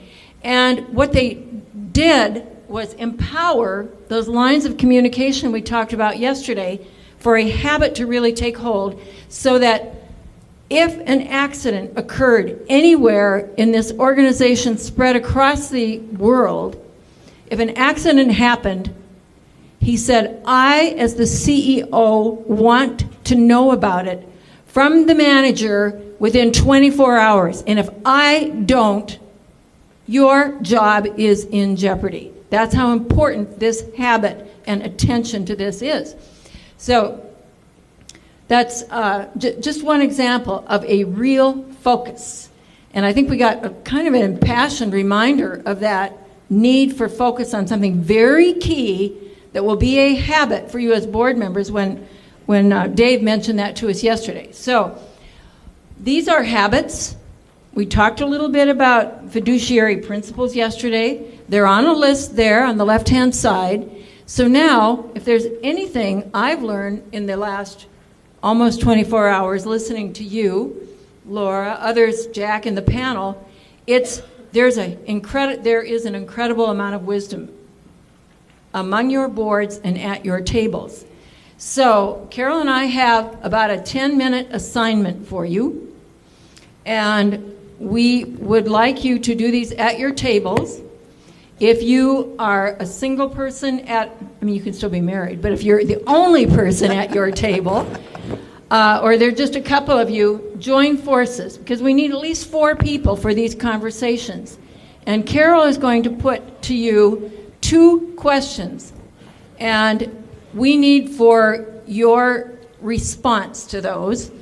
And you have the outline, but we'll also run through these so you can be glancing at them. And then we'll be calling on many of your tables, so be sure to kind of identify a spokesperson to bring something forward to the group after she describes what we would like you to consider. So as you look at the 10 habits, think about which one or 2, if you're really interested in going a bit further, do you think might be the most challenging to get implemented in your board? And if you've got a couple of schools together, that's fine. Talk about what you think might be the most challenging for boards to implement. And why? Because the why is almost as important as the what. And then also think about which one you've just already nailed. Which one just leaps off the page at you as something that is so much a characteristic of your board that you want to tell the story. And tell us a little bit about how you got that habit so embedded in your culture that it's a real point of pride for you. Now, we're not going to go to every single table, so put your mind at ease about that. But we are going to ask for some examples so that we can get the group engaged in discussion after you do this 10 minutes of brainstorming. So go for it. Okay, and we'll repeat these one more time, but if I can summarize, Carol, you said, which of these habits is the most challenging? I know that Jim raised the one earlier with Rick Lagan about, a governance committee. That's habit 5. Doesn't mean it can't come up again as a challenge or maybe a bit of advice. So the challenge or something that perhaps, and what example do you have perhaps as a point of pride? Because you have kind of figured out one of these habits, and you do it pretty well at your college. Those are the two to discuss. So move yourselves around again if you're not in a group of 4 or so people to have this conversation. And we'll call time and then make sure you get somebody who's willing to sort of raise their hand and give us an example or two from your table. Okay, thanks. Somehow it skipped ahead. This is yours. Somehow all of a sudden it was sitting on 2 and 6. Are you moving it? Let's wrap up and hear what you have to say. We don't mind whether we start with a great example of a habit that you feel you have embedded in your culture, or if we start with a challenge. And we heard good examples of both as we roamed around the room. We've got a couple of folks with mics. This is a very big room, and some of you are over around this corner and can't see these folks over here. So we're going to try to make sure that everyone can hear well. And before we finish, we'll cover all 10. But we'd like to hear what you think about them before we go back and fill in. So you've got a volunteer over here, Kristen? David. All right, okay. You've been nominated. Here I go again. What am I doing? Am I doing good things or strategic? You can do either. I do them all, but I talk all No, day. you can only do So let me one. talk about good things. All right. And could we hear where you're from? I'm sorry, Bowling Green State University. Thank you. I think last time I did this, they said I was from Wright University, so I want to right that wrong. And you're another Dave, aren't you? I'm not a Dave. I'm a David. David. Okay. Thanks. All right, David, go for it. Let me talk about some good things, and we're fortunate here to have 2 former presidents that I, as a trustee, served under, Carol and Dr. Mary Ellen Mazie. And on our side, some of the good things that are happening at Bowling Green is I think that we have really helped to create on the board a culture of inclusion, where the board members really think they're part of what is happening with the entire board. And I think one of the great things that happened when Mary Ellen came to us from Auburn is she decided when we had committees that were meeting separately at different times and in different rooms to combine those committees.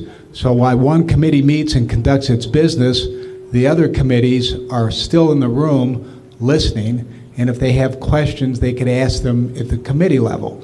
Because as we all know, when we go into a board meeting, it's pretty much perfunctory. The work that's been done, the questions that have been asked, generally have been asked at the committee level. So combining those committees lets everybody on our board really feel that they're inclusive in the decisions that the university is making. So that's a great positive for us. The second positive for us is... Okay, I'm only going to let you do one more. Oh, okay, I was just going to keep going. I'll just do one. You can come back to me. Okay, so you went right to the top, to the culture of inclusion, and gave an example about how you got your board more included beyond the individual committee members. Did anybody else talk about a culture of inclusion? Want to tell us what you all had to say over here?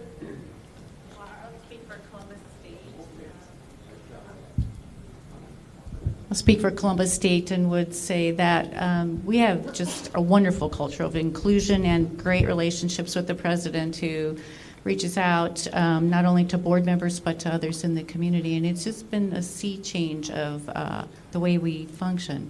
So you're kind of taking it beyond the board to including more of the stakeholders in the institution. Absolutely. Stakeholders from faculty, staff, and then our broader community is just very engaged in the work. It's great. Somebody else volunteering over here. We don't have to go in order, so whatever habit you want to pick off is okay. I'm Brad Ebersole. I'm president of Washington State Community College. We have 4 board members here. 2 are veterans, 2 are relatively new, and our vice president for academic affairs is with us as well. We're in Marietta, Ohio, and Southeast Ohio. And we really, the culture piece is what we really focused on. And I have to say, Steve Johnson And Laura Meeks, your comments really resonated with us about some of the things that you're doing. And this, we're finding, because we have 3 new board members and may see new board members coming in the spring, our culture is shifting significantly, where the board wants to be much more involved in strategic planning and giving us some strategic direction.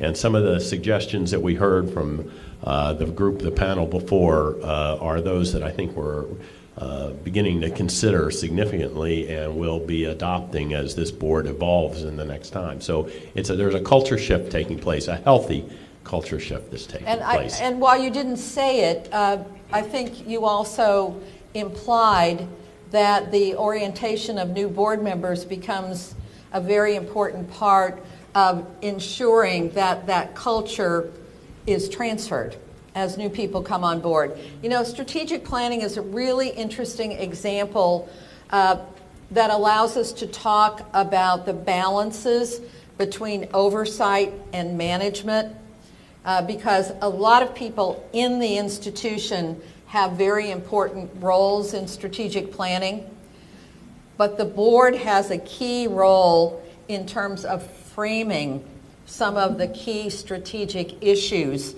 that ought to be considered in a new planning exercise. So while the board may not be directly engaged in suggesting new strategic initiatives, for example, it frames the entire context within which that grassroots, constituent-based strategic planning can take place, so that there's an opportunity to really give thorough and detailed consideration to some of those strategic discussions that are being held at the board level. Great opportunity for us to make sort of a secondary point. Sheila? Table, call attention to yourself. Then you can go over to Michelle. And then Kristen, after that, it'll be Peg and Kristen. We've got one in the queue. Hi, my name is Michelle Johnston. I'm the president at the University of Rio Grande and Rio Grande Community College, and I am the neutral party at this table. We have 5 trustees from North Central State College here, and the president, Dory Diab, and thank you for adopting me for today, because I don't have any trustees with me, but this has been very enjoyable. It was really interesting to hear their conversation, and it's an impressive group. And I thought it was very interesting to hear them today, because I had met Dory yesterday, and he was talking to me about the relationship, and very positive and healthy relationship that he has with the board. And I didn't know if he was the only one that thought that, but evidently there are 5 board members here that would concur with him. And that was what they felt like was the greatest characteristic, is their healthy relationship with the president. And they said that they were all, except for one current trustee, they were all part of the selection process. And I think that there's a sense of we're all in and we're in this together, and it's very much a team approach, and also that they do a good job of keeping the lines of communication open. And that's the key word, isn't it, everyone? Communication, both formal and informal. And Kristen, before we go to Peg, was there another table that focused on either as a challenge or a question on the relationship with the president? Jim, did you? On the challenge. Ben, would you, for a follow-up to Michelle, would you give the microphone to Jim for just... Different topic. Wait, then. Okay. Wait. Okay. Anyone else want to make a comment on There's a hand right there, Sheila. You're not seeing it, but if Ben sees it, that's what matters. Right.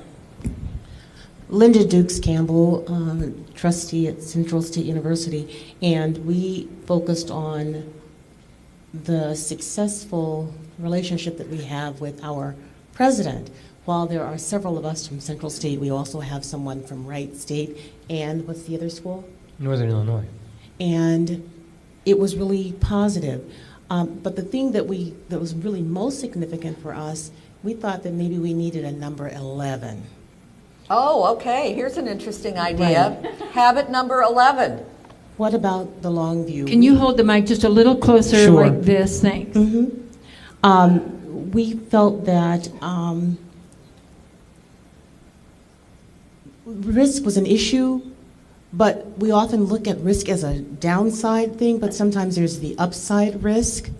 But if you look at the long view, what's going to happen down the road, then you have an opportunity to add a number 11. And so since David... Well, I didn't see that coming. I knew there would be another David. Yeah, I'm a Dave. You just Dave. I'm Oh, a Dave. sorry.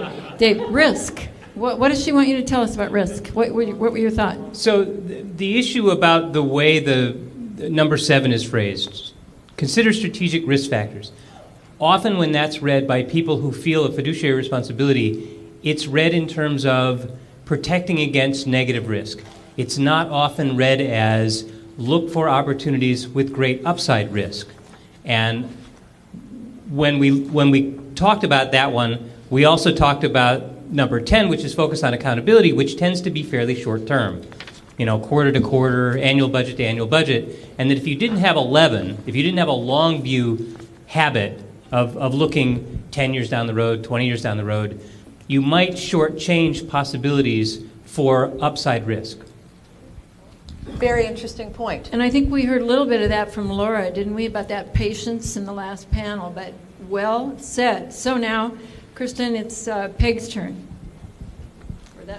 Peg Valentine from the University of Cincinnati, and I'm the only one here from my school, but I'm here with members of the Wright State trustees. And for Wright State, their challenge is the governance. They need to work on their governance committee. And the positive thing was a great relationship with their university president. For Cincinnati, most of these things we have great success, and we've accomplished them. The one question I have is, how does one create the culture in getting to know other board members when there are all those ethics laws about open meetings and then getting together socially? Sandy, I saw you looking at us over your glasses. As a general counsel to The Ohio State University and a board member of Ohio University, Peg, that is a great question. Well, I'm getting Sandy.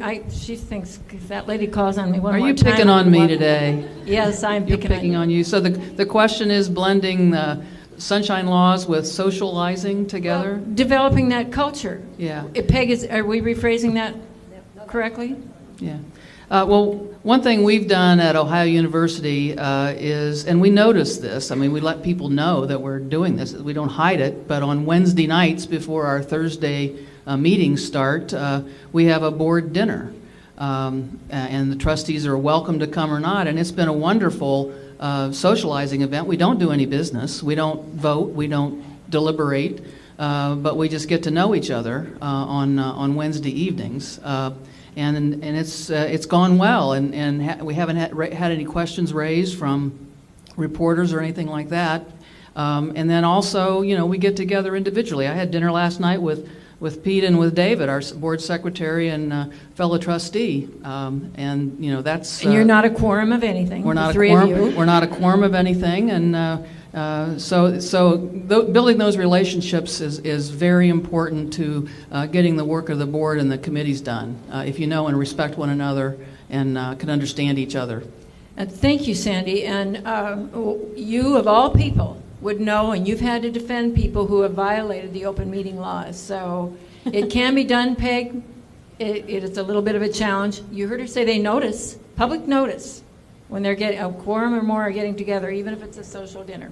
And I've noticed, both in my work in Ohio and in my AGB work around the country, that boards often view a strategic retreat as an opportunity not only to dig deeply into the strategic issues, but also to get to know one another better. And I've actually seen boards put that on as an explicit goal of their retreat. And again, in certain states, they have to be noticed as meetings.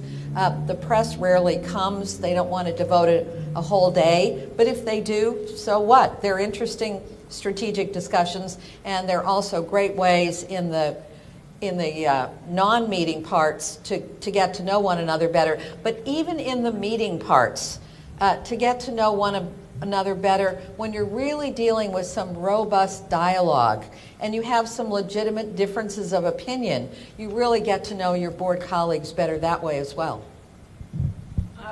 And just a funny story on myself, when we were public notice of a retreat, the leading sort of scoop gotcha reporter in the state, I said, Chuck, are you going to come to our retreat next week? Assuming the answer would be yes. And he said, do you have a facilitator?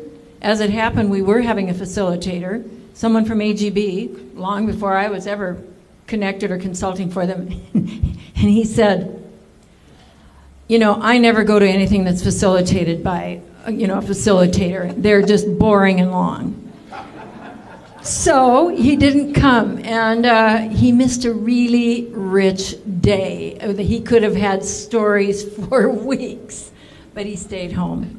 Kristen, table back here. Yes, hi. My name is Jared Tudor. I'm the interim dean of the Geauga campus at Kent State University. So hello to Dr. Cartwright. You were my first boss 19 years ago. I'm with two colleagues from Kent State University as well as a trustee from Youngstown State University, and we focused on number 9, the renewed commitment to shared governance, as both something that's very challenging as well as something both of our institutions do well. And we spent a lot of time talking about the 3 ways in which universities can engage in shared governance. One, of course, is having a strong faculty legislature, and I say faculty legislature because most institutions have a faculty senate, but at regional campuses, we actually also have faculty councils. The second way is through collective bargaining and working successfully with unions. Very contentious at sometimes, a challenge, but if it's done well and everybody comes to the table and agrees, then it can be a very successful pathway for at least the next three years. And then we spent some time talking about the third method of shared governance, which is strategic planning itself, where we believe both institutions come together, bring people and decide how academic affairs is going to work its way through the next several years, or financial affairs, etc. Thank you. Very helpful. And there's some interesting ideas out there about how you can sort through some of these challenges on shared governance. When people worry about where the lines are between what's the board's responsibility, what's the president and administration responsibility, and what's the faculty responsibility. For example, you might want to think about these 3 words when you're trying to sort through and parse through some of those issues. One is who has determinative responsibility, who has consultative responsibility, and who has the legitimate right to be informed. So determinative, consultative, and informational. And of course, because you are all fiduciaries as board members, ultimately on every issue you have the determinative responsibility. But because others have expertise, like faculty, for example, in curriculum issues and in issues of membership in the faculty and so forth, you would want their recommendations, in effect, to translate into your determinative actions. Some boards are surprised, actually, to learn that being a fiduciary extends to being responsible for academic quality, because they think that's the job of the faculty. But if you think about what it means to hold an asset in trust, to be a fiduciary, you can't really execute that responsibility if you're not also educated about and aware of how to oversee academic quality and educational outcomes. So it's not just about the financial affairs, it's really about everything that the institution stands for. We haven't heard a lot about challenges. That was kind of the first one. There were a couple of hints at challenges, but maybe before we get to our lunch break, we ought to hear a couple of challenges. I heard a couple of tables where they said they were having some pretty rigorous debates. I see a hand over there. I was drafted for this, Dr. Cartwright. Para Jones, president of Stark State College in Canton, and we're here with a diverse group.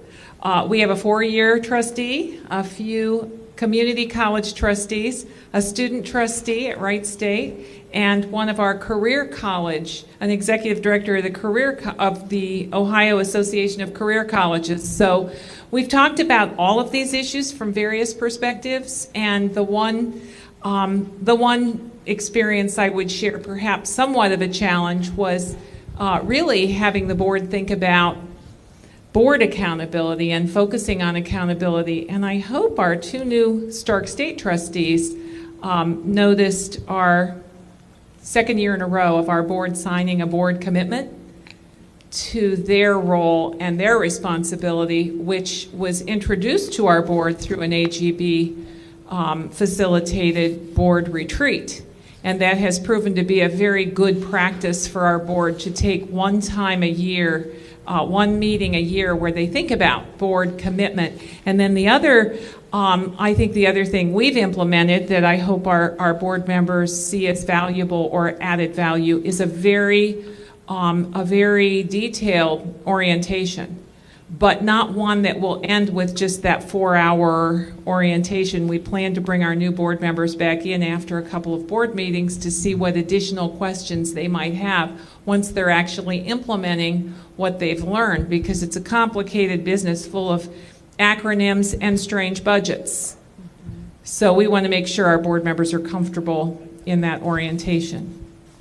Those are all excellent points. I think many boards find that that initial orientation, as important as it is, needs to be constantly refreshed, because as you actually begin to get into the work, you have different kinds of questions and different concerns about implementation. How many of you do some kind of a written expectation of board members in terms of how they will execute board responsibilities? I have quite a few hands over in here, not so many over here. It can be a very, very helpful technique for getting a dialogue about culture.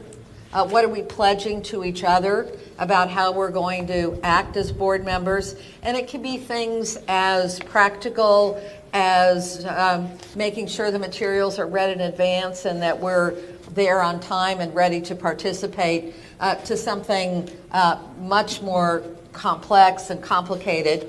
But whatever it is, the dialogue that boards have to create the list can be almost as important as the list itself. Para, did you have that experience where the dialogue around what to put on the list proved to be eye-opening for your board?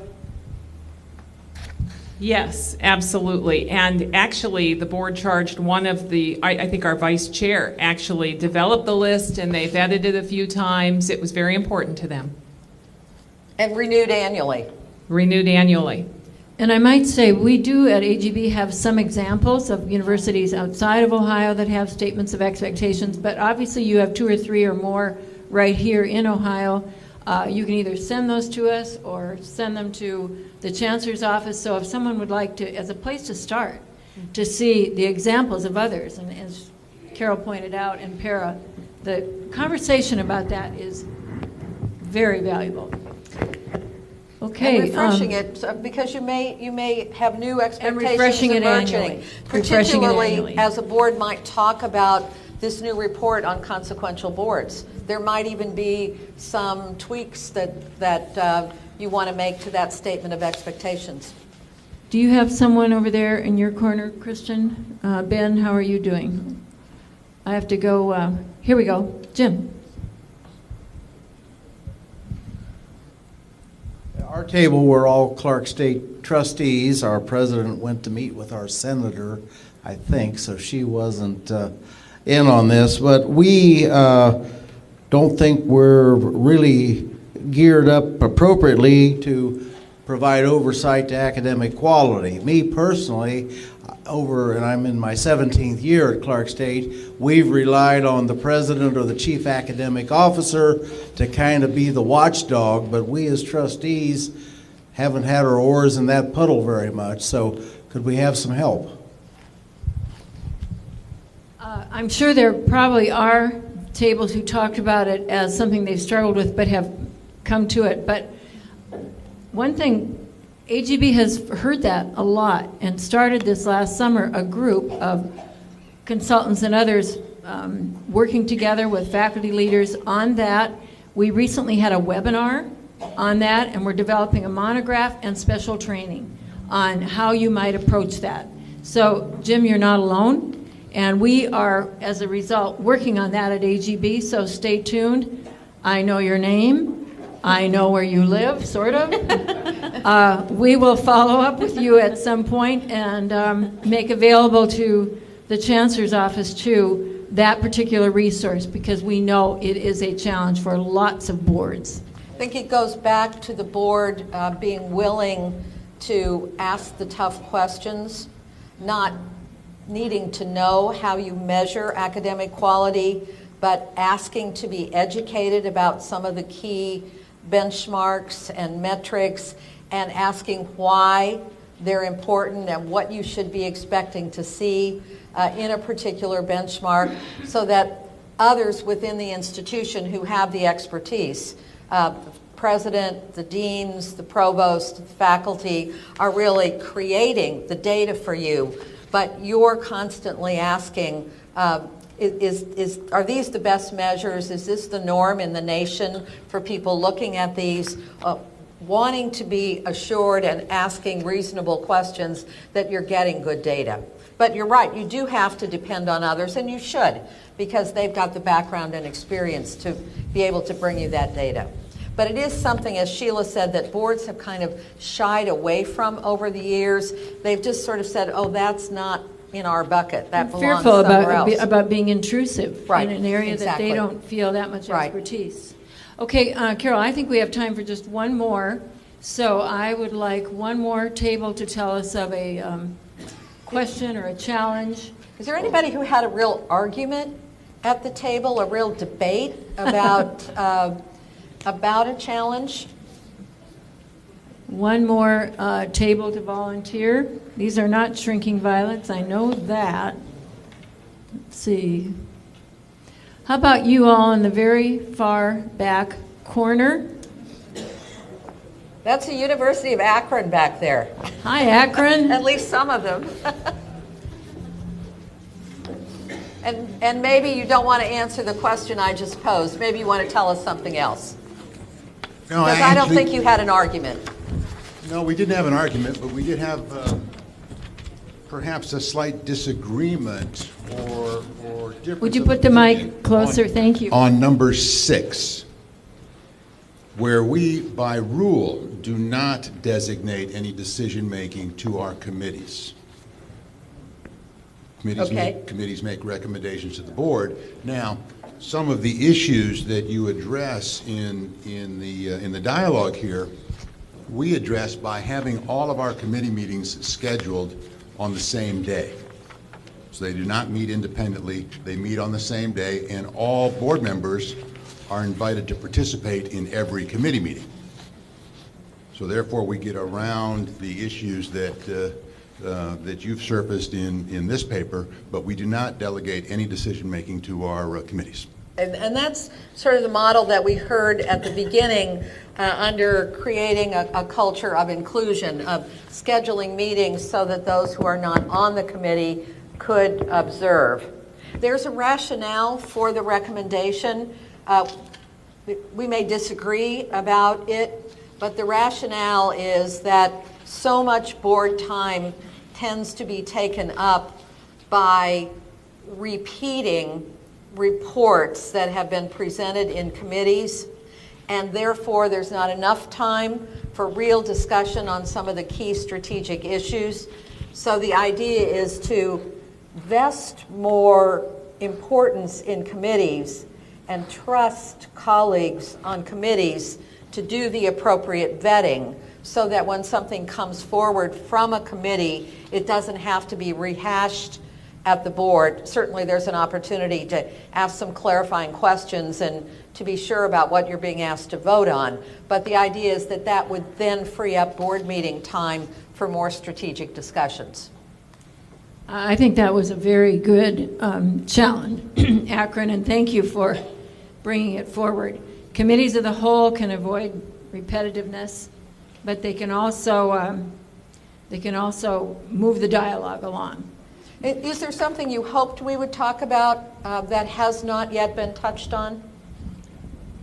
Anything that's on someone's mind as you scan these habits, as you think about your institution's culture, that you had hoped would come up in this discussion? While we're thinking of that, be sure to catch our eye, but I'll take my prerogative to say one, the importance of choosing a board chair. You heard yesterday, those of you who were here, Bob, starts with S, Schatzstein, talk about, thank goodness they got away from that practice at Ohio State of just automatically having people take turns being chair. And I have witnessed, I couldn't have agreed with him more. I have witnessed that be a complete failure and result in what the newspapers in headlines called a coup d'etat. You know, because a board chair who just sort of got it by virtue it was his turn, was ineffective, didn't like it, sort of felt like he should do it. And once he got there, his ego got involved and wanted, you know, the usual 2-year terms, and the others said no. So if you need to change your bylaws so that you have more flexibility to pick the right board chair and not just have it be a matter of taking turns, please consider that and all the things that might go into the issues of having a strong chair. That is such a key position. Any others that we haven't already talked about? Or any other issues in this general category that you'd hope might come up? Thank you very much for your engagement. I think it's added immensely to the nature of the discussion to hear the specific ideas and examples from you. And I know there's been a lot that some have suggested they are doing that others would like to look at in more detail. So feel free to find each other during the breaks and at lunch and get into more discussion if that's what will help your board become more high-performing and more effective. It's really important to remember that a healthy downtown doesn't happen by accident. It happens because of the dedication and hard work by a lot of people. We want to recognize some of the people who are responsible for downtown success. And we'll start off with our Employees of the Year. And we'll start off with the Capitol Crossroads Ambassador of the Year and recognize Zenaida Allen. We are very, very lucky to have Zenaida on our staff. She possesses a strong work ethic and gracious personality. She takes great pride in her job and approaches it with enthusiasm. Zenaida is a self-starter. When her work is completed, she eagerly takes on another project. Earlier this year, she received the Winter Warrior Award during that terrible cold snap we had, the polar vortex, and she didn't slow down during that entire time. So please join me in thanking Zenaida for her great work. Zenaida?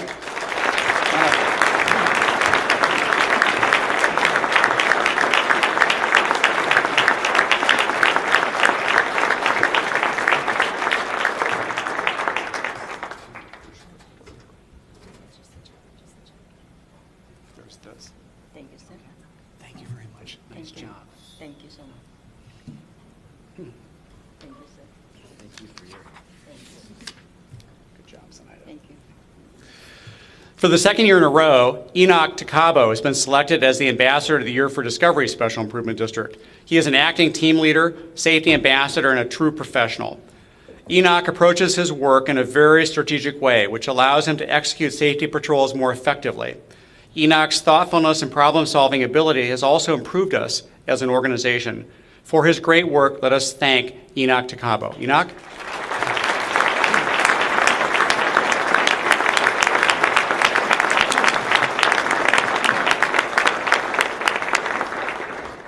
Thank you. Good job. Congratulations. Each year we recognize an individual or organization for outstanding service. This year, the Capitol Crossroads SID would like to recognize Puffin Foundation West. Puffin Foundation West is the brainchild of downtown resident Java Kittrick. In the past 3 years, the foundation has provided more than $150,000 of funding to 20 downtown recipients to support the arts, social justice, entrepreneurship, and civic dialogue.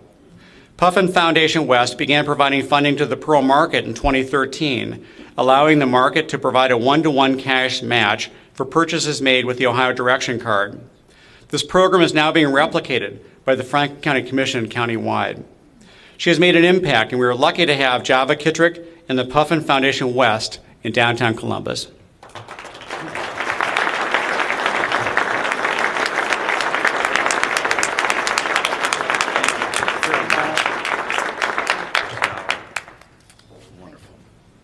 Thank you so much.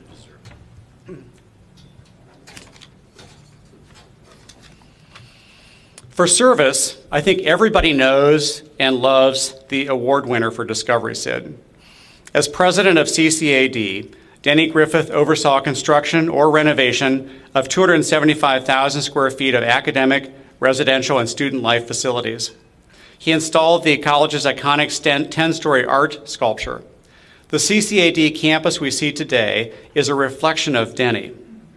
He played a leadership role in creating Discovery Special Improvement District and organizing the creative campus with the museum and state auto. Denny raised the profile of CCAD, but most significantly, he gave the college an identity. The identity is not only one of creativity and excellence, but one that is a part of the community. Because of Denny, we all feel an affinity for CCAD. Please join me in showing our affinity for Denny.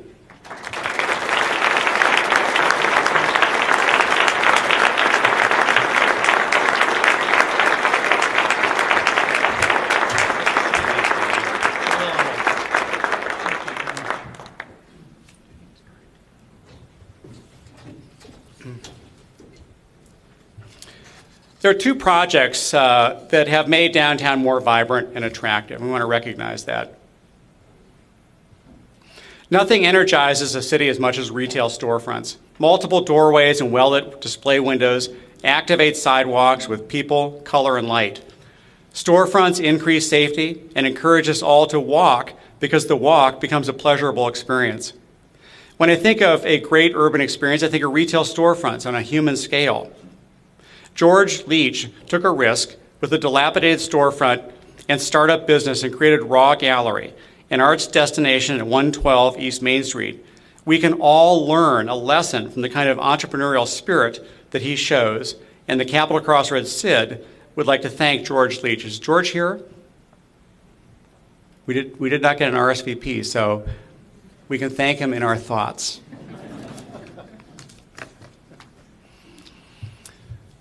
The City of Columbus, Ohio Department of Transportation, and Mid-Ohio Regional Planning Commission built much more than a bridge for Long Street to cross over I-71.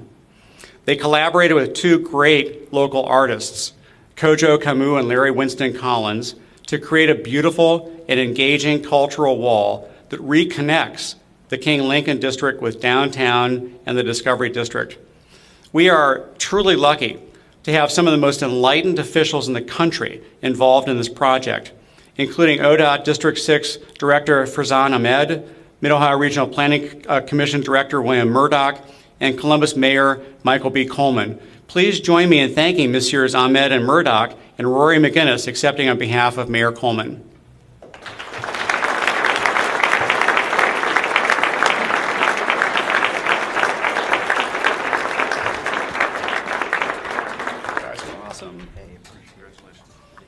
Thanks, William. Thanks.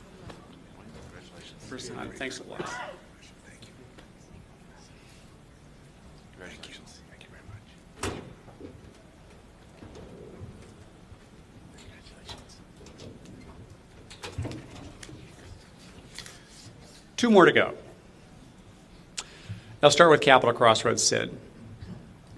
In May of 2014, the Central Ohio Transit Authority began operating a new service linking Brewery District, German Village, Downtown, Arena District, and Short North with a branded bus offering free rides every 10 minutes during the work week and 15 minutes during evenings and weekends. C-Bus became an instant success, drawing commuters, visitors, daytime workers, sports fans, and theater audiences to transit. The media response to C-Bus has projected a positive image of downtown. The strong public response demonstrates that new audiences will take transit to work and events in downtown. Let's thank CODA and the person who took the risk to start C-Bus, W. Curtis Stitt.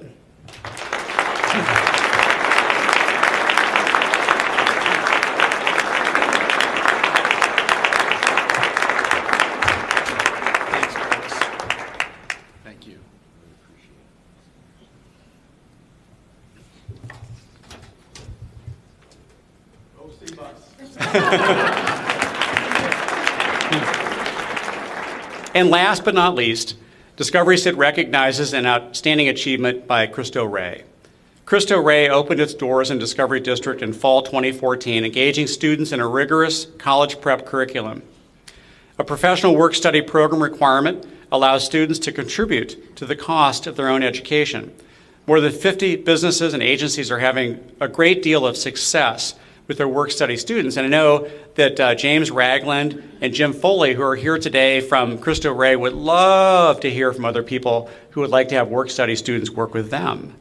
All students come from economically disadvantaged households. This transformative program is housed in a transformed building. Cristo Rey Columbus High School moved into a stunningly renovated formal Ohio school for the deaf. The physical beauty of this school is surpassed only by what happens inside. 100% of the students in a Cristo Rey graduating class historically receive acceptance into a post-secondary educational program. We are proud to have Cristo Rey in downtown. Let's thank President Jim Foley.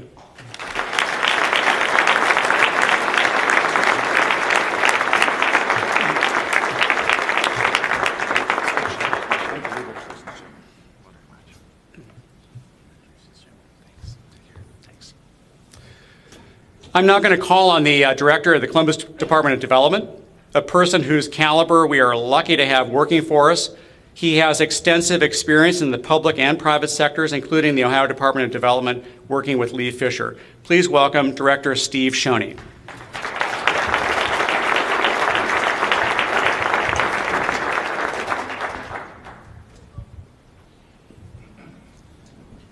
Thank you, Cleve. I'm here to introduce Lee Fisher today, and after listening to all those awards and all those thank yous, I think I'm just not going to give you the mic and just thank everybody and continue doing that. I had the privilege and honor of working with Lee Fisher for about 3 years at the Ohio Department of Development when Lee was Lieutenant Governor. And when I took over almost exactly a year and a half ago as the City of Columbus Development Director, I found myself sitting at my desk, and literally one of the first things I did was I wrote a memo about writing memos. And as I did that, as soon as I found myself doing that, I knew I had to call Lee up and thank him for the many things that he taught me. And why is that important? Lee taught me the power of two things: communication and the power of linkages. And that was the communication part, about how to communicate to people. But more importantly, for what we're going to hear about today, I think we're going to hear from Lee. I have no idea what you're going to say. Do you know what you're going to say? No idea. Okay, I didn't think so. Lee was ahead of his time, in my perception, in terms of seeing the linkage between what we traditionally think of as community development and economic development, and understanding that really all development is about attracting people and giving people that place where they want to come and they want to be for everything that they have to do and everything that they want to do in their lives. And Lee attacks his jobs and his mission with such passion that you can't help but be infected in that. And so literally, I'm supposed to be in Germany right now. And this is not true. I actually canceled this to introduce Lee. But when I did have to cancel the trip, I was really excited to be able to introduce Lee, because I think when you look at what a public-private partnership like the CID stands for, and what the investment that those of you who own businesses here are making, you are making an investment to create a place to create a place where your customers want to come, where your workers want to be, where residents feel like they have to be. And that's what we're doing in Columbus today. That is what I think is so fantastic about downtown Columbus. Now, if we can just solve the parking and transportation problems, everything will be great. Thank you for laughing at least a little bit at that. But that is the path that we're on. It's about bringing the public sector and the private sector together to say that the public sector is not going to be able to solve everything. We don't have enough money. We're not smart enough.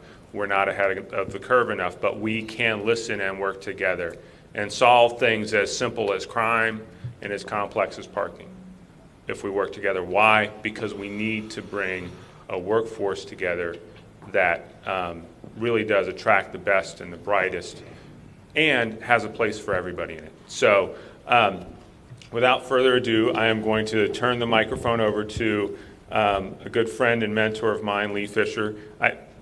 He was lieutenant governor for a while. He was attorney general for a while. He ran for a couple offices, and now he's the president and CEOs for cities. But most of all, I think he is a man who truly believes in cities and in places and bringing great people together to do great things. So, Lee Fisher. Thank you.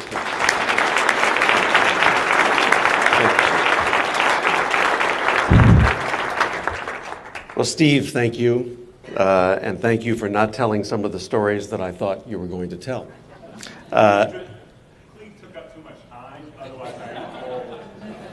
About a year and a half ago, I got a call from Mayor Michael Coleman, who's been one of my closest friends for actually more than 20 years, and he said to me, "Tell me about this guy, Steve Shoney."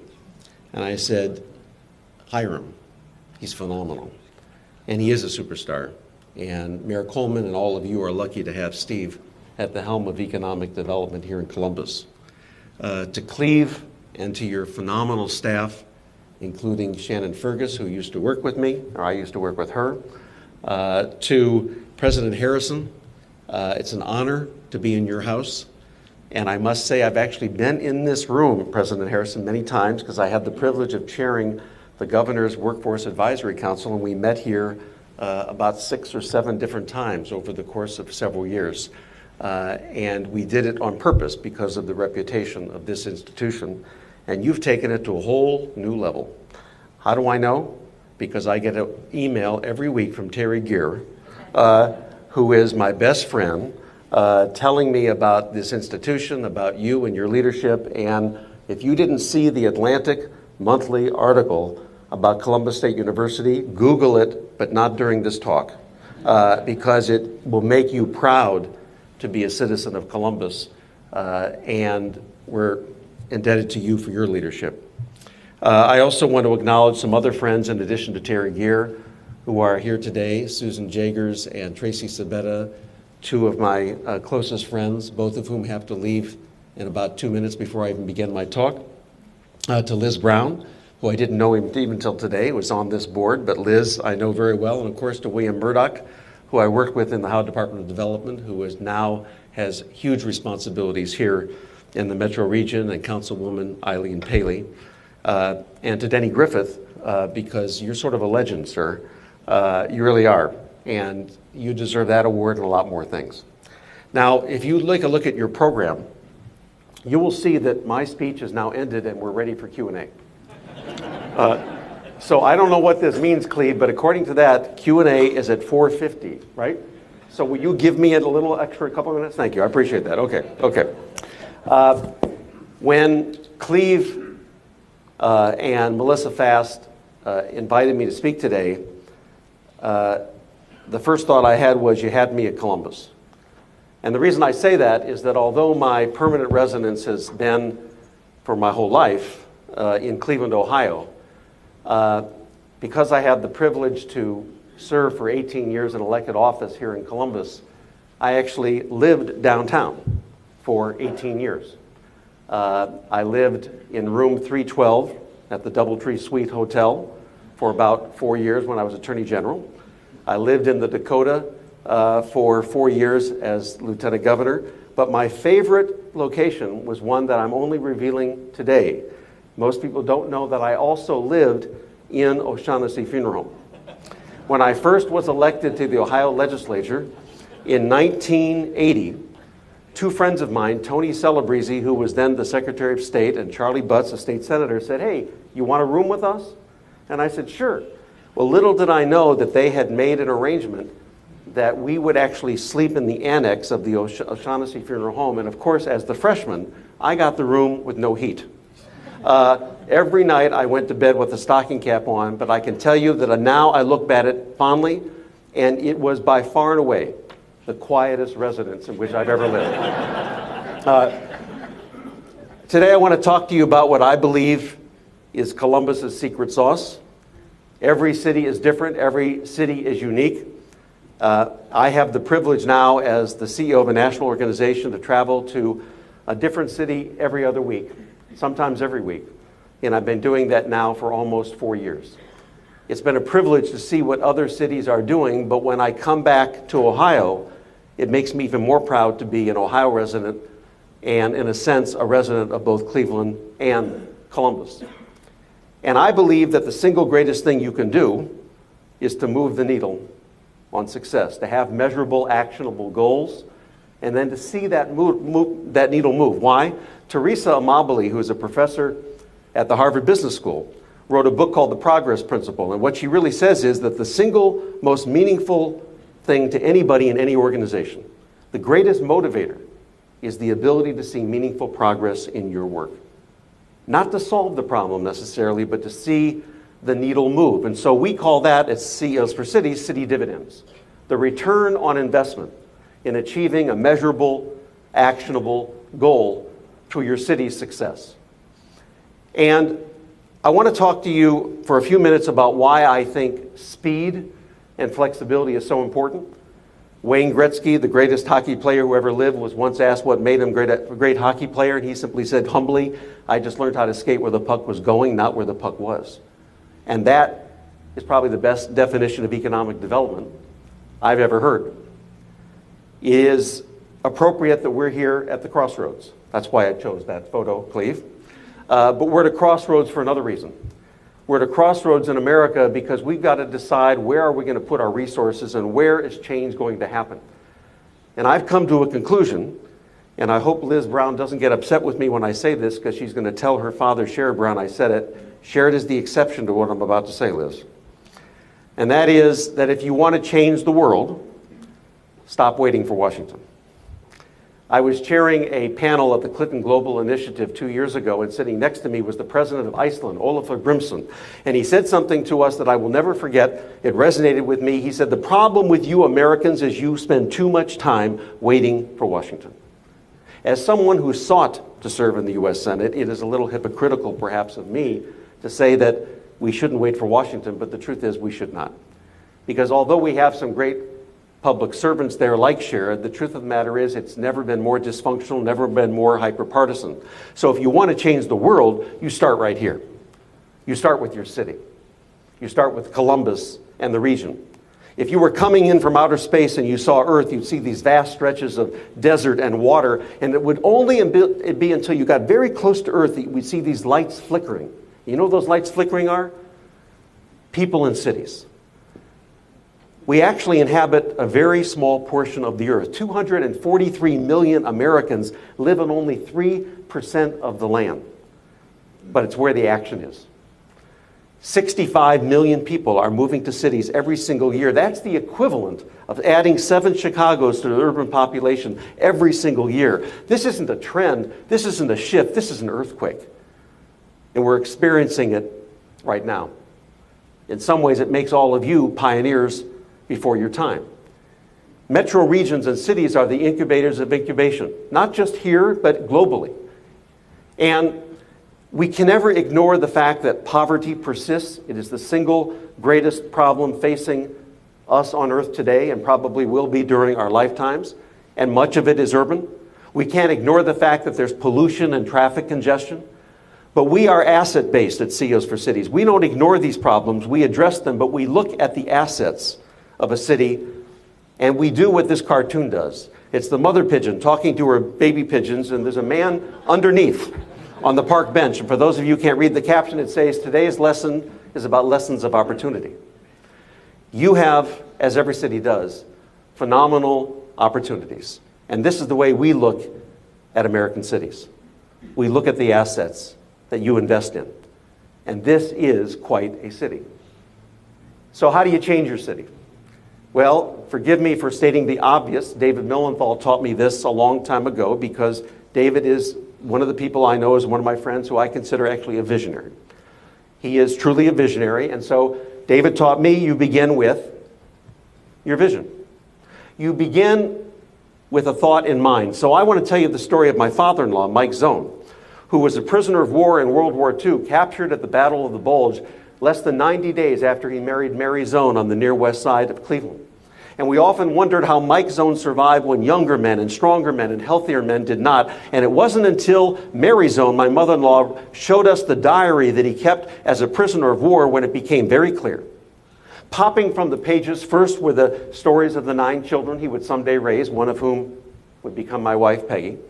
But even more importantly was that Mike Zone was an Italian who loved to eat pasta, but had no idea how to cook it. But all throughout the diary were intricate pasta recipes, so detailed, so exquisite that after he was liberated and returned back to Cleveland, Mary Zone, a phenomenal cook, used those recipes. But guess what? When Mike Zone came to Cleveland, he still loved to eat, but he still had no idea to cook. The way he survived was that he could see beyond the cruelty of the guards, he could see beyond the barbed wire, he could see something that some of the other men could not. His future. The greatest gift you can give a human being and the greatest gift you can give a city, a state, a region, or a nation is the ability to see your own future. When I served as Attorney General, I traveled to Ohio's prisons, and I met young men and women who had no vision of their future. For them, prison was a land beyond pain. They came from neighborhoods far tougher than Ohio's prisons. And so later, when I served as the CEO of the Center for Families and Children for 7 years in Cleveland, I realized that the greatest gift we can give any child is the ability, including these two who are not hearing a word I'm saying, to see their own future. So don't let what you know limit what you can imagine. History is replete of examples like this. Ken Olson, the founder of Digital Equipment, who said in 1977, there's no reason anyone would want a computer. But if you want a more recent example, let's look at Steve Ballmer, as recently as 2007, who said there's no chance the iPhone is going to get any share of the market. He was serious. That's how he felt. If you think about all the information from the beginning of time until about 2003, that's a lot of information, right? According to Eric Schmidt, we generate the same amount of information every 2 days now. That's pretty amazing. So the world's coming at it with lightning speed. There are 7 billion people on Earth. And how many text messages are sent every day? 8 billion. Several being sent right now, I can see. And 8 billion messages. Think about that. In one day before we go to bed tonight. But here's something that even President Harrison, even Cleve, even some of the smartest people in the world do not know. I'm about to share with you a fact. If you remember nothing else today, remember this. 42% of those text messages will have been sent by one person, my daughter, Jessica. You did not know that, President, see? Okay. Peggy and I are the parents of 2 children, both of whom are millennials. And our son, Jason, graduated from Syracuse University at the Newhouse School of Communications. And when he graduated, we said to Jason, what do you want to do with your life? And he said something to us that in a million years I never would have thought to say to my mom and dad. But he was typical, I think, of his generation, not unique, even though at the moment he seemed unique to me. He said, Dad, Mom, what I want to do hasn't been invented yet. Now think about that. President Harrison today at Cuyahoga Community College is teaching young men and women and training them for jobs that do not yet exist, using technologies that have not yet been invented to solve problems that even the smartest people on earth don't know are problems. That may be a challenge, but I would say to you it's even more of an opportunity, but it means that those strategic plans that you're writing or that you just finished, well, already you've got to start writing another one. The sell-by date's coming real quickly. You have to write them, but the truth of the matter is you also have to be flexible and look at things in a whole new way. Why? Because as Wayne Dyer said, if you change the way you look at things, the things that you look at change. And I do believe that. So I think we should look at our cities as if they were startups. They're the oldest institutions on earth, and yet we need to look at them with a whole new pair of eyes. Think of the city of Columbus as a startup. And what does that mean? Well, first you have to understand the context. We're in a demographic earthquake. Let me just go through a couple numbers real quick to give you a sense of what's happening around America. 13 million people are living in high-density jobs per acre in what are called live-work downtowns. That's where they live in downtown and work in downtown.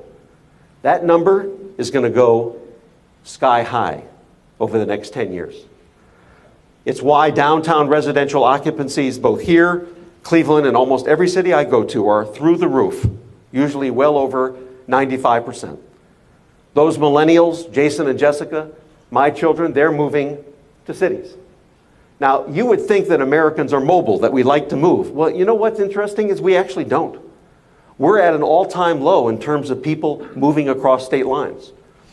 In the 1960s, about 1 out of every 5 people changed their household and sometimes moved state lines. Today, it's only 1 out of 10. So if you're looking to attract more people from Columbus and the population isn't mobile, what are you going to do?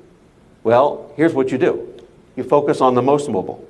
We call them the young and the restless. Between the ages of 25 and 34, they're by far the most mobile part of the population. 1 million young and restless move across state lines every single year. But here's something you may not know. When they reach age 35, they stop moving. In 2000, those young and restless were about 77% more likely to live in the city. Today, they're 126 more likely than any other people who live in the metro region. And 35-year-olds are less than half as likely to move than typical 25-year-olds. So what I'm telling you is your window of opportunity is closing fast. On their 35th birthday, they have children, and unless they're good public schools, they're moving to the suburbs. So you have only until age 35. Now, not exactly, but my point is that I'm trying to make the point that our research shows that things are changing fast. Married couples with children, Leave It to Beaver, which is what I grew up on, Ozzie and Harriet, that's the old times. 1970, 40% of our households had married with children. Today, 2020, it's less than 20%. Today, millennials are 36% of the workforce. But in 2020, they will be 50% of the workforce. And there's something relevant here. They're in debt. The average college graduate's debt is $30,000. What's that mean? It means that they're not just geographically mobile, they're also mobile in their careers. And they're probably going to rent as opposed to own, because that's what they can afford. This generational change is something that is changing America in ways that most people, you being the exception, don't see. This generation drives much less. They share much more. They want to have an economy in which they experience something, not just arrive at one destination, but have lots of things to do. Like, for example, the development that's occurring at 5th and Mission in San Francisco. This is a wave of the kinds of things that are happening around the country. They're calling it a central social district, not a central business district, because they want this to be a place where you can live and work and eat and shop and play and to invent and to patent, all within a 5 or 6 block radius. That's the future. But here is a warning. The sand in the hourglass is coming through. We have a divergence in America. Don't ignore the lines and where they are on the map. That's not the point. The point is that we're dividing into 3 Americas. Brain hubs, where all the talented college graduates are going to. Those cities at the bottom tier that are spiraling down and haven't been able to figure out how to move to the next economy. And then cities like Columbus and Cleveland and Pittsburgh and Milwaukee, who are right in the middle on the bubble and can go either up or down. And it's up to us, nobody else, as whether that happens. The future has arrived, but it's not evenly distributed. Meaning that in places like Boston and San Francisco and Minneapolis, St. Paul, what's happening is once college graduates move there, they're magnets for others, and it gets denser and denser and denser and harder for you to compete. In fact, it is so crazy that a high school graduate in Boston makes 4% more than a college graduate in Flint, Michigan. My point being is that what happens is this all has a ripple effect. President Harrison knows this statistic better than anyone else in the room. 63% of jobs will require some college education or at least a post-secondary degree or credential by the year 2018. What's the only thing more expensive than a college education? Anybody know the answer to that? Here it is. Not getting one. That's what's more expensive. Why? Well, here at Columbus State, they understand this. President Harrison understands it because of the Central Ohio Compact that he has actually forged and led that basically talks about making sure that by 2025, 60% of this region's adults will have earned a post-secondary certificate or degree. Ohio State, Franklin University, Columbus State, the assets you have are phenomenal. But you also have to make sure that these students who are getting this wage premium, college graduate makes about $1 million more over the course of a year than a high school graduate, so that's a wage premium. That's great, but guess what? What happens if they leave?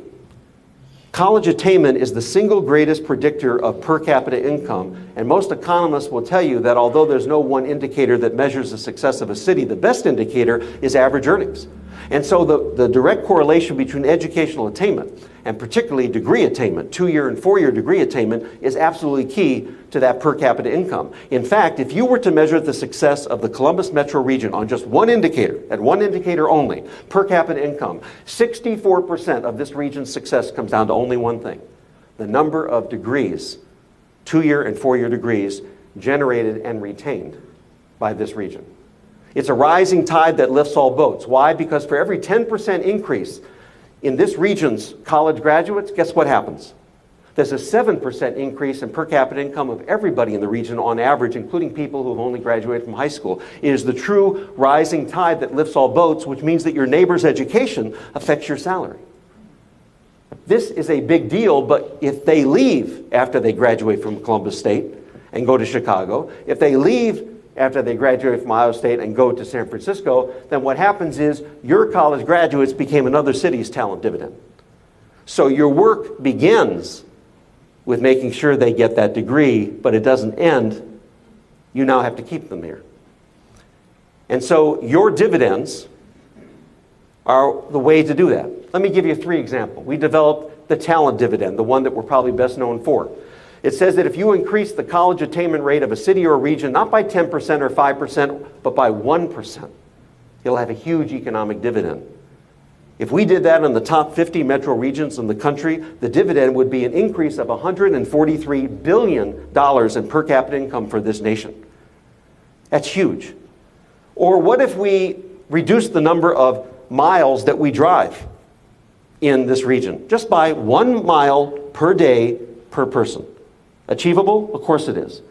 It would save about $31 billion in economic savings in America that's otherwise spent on buying cars, buying gas, repairing cars, building highways, all those kinds of things. Or what if we were to reduce the poverty in this region, not by 10% or 5%, by 1%? That's achievable. And it would mean a savings of another about $31 billion in money that's currently spent in state and federal anti-poverty programs. Those are what we call city dividends. And then we also have something on your tables that we call city vitals. When you combine city vitals and city dividends, we think you have your secret sauce. What are city vitals? It's taking your vital signs on 30 different measurements. They're not the end all. There are lots of other ways you can measure success. But as anybody who's worked with me, people like Terry and Steve and William and others know, I like to spell things out. So when I got to Seals for Cities, I said, okay, I like the city vitals thing, but can anybody remember what our vitals are? And everybody said, no, we don't remember what they are. I said, they'll remember them now. We're going to spell the word city. So it's the connected city. How do you connect your physical and human and social capital? It's the innovative city. How do you create an ecosystem and culture of innovation and entrepreneurship? It's the talented city. How do you develop, retain, attract, deploy, employ talent? And why? This was a hard one for me. But then I came up with it. It's your distinctive DNA. It was the comparative advantage of Columbus that other cities simply don't have. And we have indicators in each of those 4 areas, and then we produce dividends from them. So let's talk for a moment about the connected dividend. We look at things like voting and community involvement, walkability, transit use, lots of different things. But the biggest problem I see in America today in cities is that things are disconnected. People are disconnected. Institutions are disconnected. They're operating in silos all the time. And so the first thing you must do is connect the dots in your city. Connect the human capital with the social capital, with the physical capital to truly be a connected city. It starts, as Cleve would tell you, with being clean and safe. Everything else is just academic jargon if you don't get that right. But you got that right. But now you go to the economic development part. Because smart people and great institutions are never enough. Building a beautiful stadium doesn't help unless it's connected to lots of other things. Same thing with a convention center. I love this song by Pharrell Williams, Happy. And I was listening to the lyrics one day and I said, oh my God, I love that. He talks about a room without a roof. Now, he doesn't know he's talking about downtown Columbus, but I think he was. Because if you think about it, that's what a downtown is. It is a room. It's a sense of intimacy. It's a place where you actually feel like you're in a room with other people, but there is no roof. There's this theory called the power of 10, that if your city has 10 places to go and 10 different things to do in each of those 10 places, now you're an experience city, not a destination city. Think about it that way. My friend Jeff Speck wrote Walkable City. And it's basically saying that this is what we did. We built cities that were not walkable. And until we change that, those young and restless are not going to want to move. This is not Columbus, by the way. So we're moving from drivable suburbanism to walkable urbanism. That green dividend I talked to you about earlier, how much would we save? That's the math and how we came up with it. You don't want to get into that now, but the point is density. Walkable density. 5-minute neighborhoods where you can do almost everything you want to do within a 5-minute knowable neighborhood. This is what the great cities are doing, including this city. Now, this is from the Bible. Broad is the road that leads to destruction. Narrow is the road that leads to life. What do I mean by that? Across America, cities that are ahead of the curve are going on road diets. We actually have more asphalt than we need. This is pretty typical in most cities, and this is what most cities are doing. They're narrowing it. They're creating sidewalks. They're creating places for people to be together. And so it also means public health. Because if you truly want to deal with diabetes and the other problems that all Americans are facing and obesity, we have basically engineered inactivity into our city design. And now we have to engineer it out so that we have incentives to walk and to bike. And yes, to use transit as well. There are all these kinds of apps now that make it easier to park, although parking is still a challenge. I'm well aware of that here in Columbus, and it's not unique. This particular app that just came out, this is a win. I don't know if it'll work or not, but this is one where it'll tell you where there's an open space, parking spot because of sensors at each of the parking spots in downtown, in the downtown San Francisco. And then when you get to the spot, get this, there's a valet there to park your car for you. Now, I have no idea whether this will work, but it's creative, and it's just one of many apps that you'll be seeing. Now, this is the High Line in New York City. A perfect example of a transformation of an old freight yard that is now a linear, upscale, above-the-ground park. But the reason I include this slide is that I don't include slides usually from New York, Chicago, San Francisco, or Boston. Why? Because you already know that they're doing well. What I focus on is what Steve Case is, the rise of the rest. Columbus, Pittsburgh, Nashville, Oklahoma City. And I can tell you that I have never been more excited, never been more optimistic about what's happening across America. It's not just in the big cities, it's in cities like Columbus and Cleveland. This is the Cultural Trail in Indianapolis. This is over the Rhine in Cincinnati. Whether it's Grand Rapids or Pittsburgh or St. Louis or Des Moines or Detroit, I'm telling you, it's everywhere. And neighborhoods are being transformed. My friend Jessica Goldman is a real estate developer in Miami. She doesn't buy buildings, she buys neighborhoods. Just much like Dan Gilbert did in downtown Detroit, and transforms buildings like that into this. Or Mayor Knox White in Greenville, North Carolina, told me one day about the story about the waterfall that no one knew the city had. The waterfall was blocked from obstruction by this bridge. And truthfully, people in Greenville didn't appreciate that they had it. One person on city council said, let's move the waterfall. And the mayor said, no, I think we're going to move the bridge. And so this is now what it looks like. One simple thing, looking at things in a whole new way, transformed it. Or let's look at this.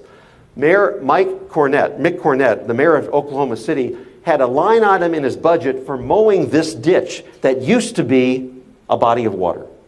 And it dried up. And there literally was a line item for mowing it. And he said, this is crazy. He passed a 1 cent in sales tax devoted entirely to downtown development, and this is what it looks like today. It's the home of the Olympic rowing team. Same place. They did the same thing with the Bricktown Canal. This is what it looked like before the sales tax, and this is what it looks like now. This is happening not in Chicago. It's happening in Oklahoma City. And so what I'm saying to you is that you may have noticed my home city got the 2006 Republican convention. Now, if you know anything about my politics, I'm not excited about that politically. But from an economic development standpoint, I am. How did Cleveland get the convention? Well, there's no one way they did it, but here are a few ways they did it. We have a bus rapid transit system, one of the best transit lines in America, just 2.5 hours north of here, that connects the two economic centers of Cleveland, downtown Cleveland and University Circle. And guess what happened? All along that whole stretch of Euclid, it used to be empty, vacant lots, abandoned buildings. Now go down along Healthline on both sides, where the Cleveland Clinic is and University Hospitals, and you're seeing tech incubators and accelerators and small businesses and nonprofits like the one I used to run located now on that Healthline. You'll see streets that are no bigger than this, like East 4th Street, that is jam-packed 24/7, 7 days a week. You see great wayfinding just like you see here in Columbus. And this is Public Square, the signature place in Cleveland that all of you have been to. It is not very impressive. But we told, not we, but the city, Mayor Jackson told the Republican convention, this is what it'll look like by the time you have the convention. We're going to take out a street like they did in Times Square and make it a true public square. Ever remember the Cuyahoga County burning? Randy Newman's song? That's the Cuyahoga River, and that's what it'll look like by the time the Republican convention comes. That's a real life development that's going on in Cleveland as we speak. It's not on paper, it's happening right now. Then we look at innovation. We look at all the different ways you measure innovation. We call it the innovation dividend. Now you would think the world is flat, so it doesn't matter where you are, right? Wrong. It's called the location paradox. Despite the fact that the world is flat, location has never mattered more. Proximity has never mattered more. This shows it better than anything. You can have lots of information out there, but if you don't connect it, you don't connect the businesses with the universities, with the talent. Ed Glazer, who wrote Triumph of the City, said it very simply. All successful cities have something in common. Attract smart people and help them work collaboratively.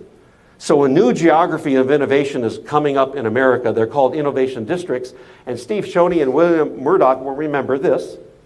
This is the first ever strategic plan in the history of Ohio that we wrote when we ran the Department of Development. And we were proud of it, and particularly one idea we had, which I'd like to think was ahead of its time, was called Ohio Hubs of Innovation and Opportunity. Of course, it spells out Ohio. That was important to me. Okay? What is it? It's an innovation corridor. It basically was saying that if you locate near a Battelle or an Ohio State or a Columbus State University, or I'm sorry, Columbus State Community College, if you locate near a research or knowledge center, we'll give you incentives as a business to locate there, but only if you not only locate close by, but you establish a partnership and a collaboration with that research center. That's in a sense what an innovation district is. We've gone from industrial districts to research parks like Raleigh, the Raleigh Triangle, to now what is being called innovation districts all around the country in places like Boston and otherwise. Here's my definition of an innovation district. If you lose your job, you don't lose your parking place. You can go right next door to another place because of the density of businesses. Or if you think of it another way, you don't change buildings, you just change floors. That is where economic development is going. 2/3 of America are in service jobs today, but they're not the cause of economic development. They're the effect of economic development. You have to focus on the multiplier jobs, the innovation jobs. For every one innovation job, it creates 5 service jobs. That's where you need to be investing, and that's why those innovation districts are so important. It started with Barcelona, but now it's going all around this country in cities as small as Grand Rapids, as large as Boston. And Tony Hsieh, the CEO of Zappos. Some of you may buy your shoes from Zappos. Well, he had his headquarters in Henderson, Nevada. And he said to himself, I'm going to go look at what the other great companies do. So he went to the Nike campus, he went to the Google campus, he went to the Apple campus, and he said, they have it wrong. They're out in suburbia, these isolated campuses. What's the point of that? Why don't we do this? Why don't we bring our campus to downtown Las Vegas? Not the Strip, but downtown Las Vegas. He's putting $350 million into downtown Las Vegas to make it the campus of Zappos, but he's doing 2 for 1. He's not only doing it for Zappos, he's doing it for an entire city. The suburban campus is a thing of the past. He calls it return on collisions, people colliding, ideas colliding. And then, of course, we look at talent. And I've already explained why talent is so important. We look at lots of different measures of talent, and we call it the talent dividend, and here's a good example of the talent dividend. You may recognize him. LeBron James came back recently to Cleveland. He's sort of the ultimate definition of bringing back talent. But I have a theory about why he came back, and I think it's not an unusual theory. He came back because of this. He started thinking about what it would be like to raise my family in my hometown. When I was Director of Economic Development, we interviewed employers all around Ohio, and we said to them, what kinds of employees are coming to work for you at Nationwide or at whatever company it might have been, Cardinal Health? And we almost got always the same answer. They said, there's 2 kinds of people who work for us. Ones who went to school here and they had an internship with us or a co-op, and they got engaged with us, and by the time they graduated, they were already encapsulated in our company and our community. And the other is people who have some relationship to Columbus or Ohio. They went to school here. They grew up here. Their grandmother's still here. Their best friend from college is here. In other words, there's a diaspora. There are people all around the world who have some connections to Columbus, and your job and your responsibility is to find every single one of them and send them this on Valentine's Day. And say, I'd love it if you'd come back and live in the heart of my city in Columbus. And then, of course, we look at distinctiveness, and we have something called the Weirdness Index. And yes, weirdness is good, not bad. Weirdness is basically we measure how much you vary from your standard consumer behaviors in your city. We do it somewhat tongue-in-cheek because it's hard to measure what makes a city unique. But we look at a number of different things. We call it the distinctive dividend, but Seth Godin calls it the purple cow. What are the things in your city that are stand out and make you different? Or as that great economist Dolly Parton said, find out who you are and do it on purpose. We know cities who have done it. This is Art Prize in Grand Rapids. They've done it remarkably well. And as I travel the country, what I'm always amazed at is that with the exception of Chicago and San Francisco, there's a Rodney Dangerfield feeling out there. People in their own cities don't respect their own cities. Now, the people who moved here do, but the people who grew up here don't. Now, Columbus may be the exception, but I know we got that inferiority complex in Cleveland, I guarantee you. And so as I'm traveling the country, I'm also noticing something that the cities who are saying, no more are we going to be ridiculing ourselves. We're going to start being proud. And so I went to Des Moines and I saw people wearing this t-shirt. And I thought, that's it. That's the attitude that we all need. So I say tomorrow, print t-shirts, Columbus, hell yes. Or what we do in Cleveland. Despite the fact that we're still necessarily losing more than we're winning, we're beginning to be Believe Land, not Cleveland. It's been said that our light, not our darkness, is what most frightens us. That you're playing small doesn't serve the world. And if you think you're done, well, you're finished. Because we know it's never done. My serenity prayer for Columbus and for cities around America is this: God, grant my city the vision not to let what we know limit what we can imagine. The speed to skate where the puck is going, and the courage not to play small. And the wisdom to earn our city dividends. You had me at Columbus. Open to your questions. Thanks.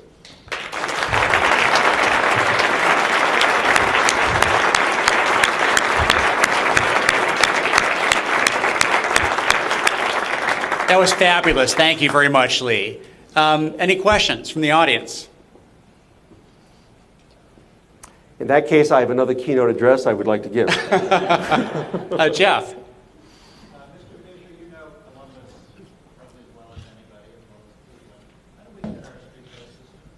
What's the streetcar system? First of all, I want to say something about your mayor. I'm not just saying this because he's my friend. I think he actually is one of the best mayors in America. And I do mean that.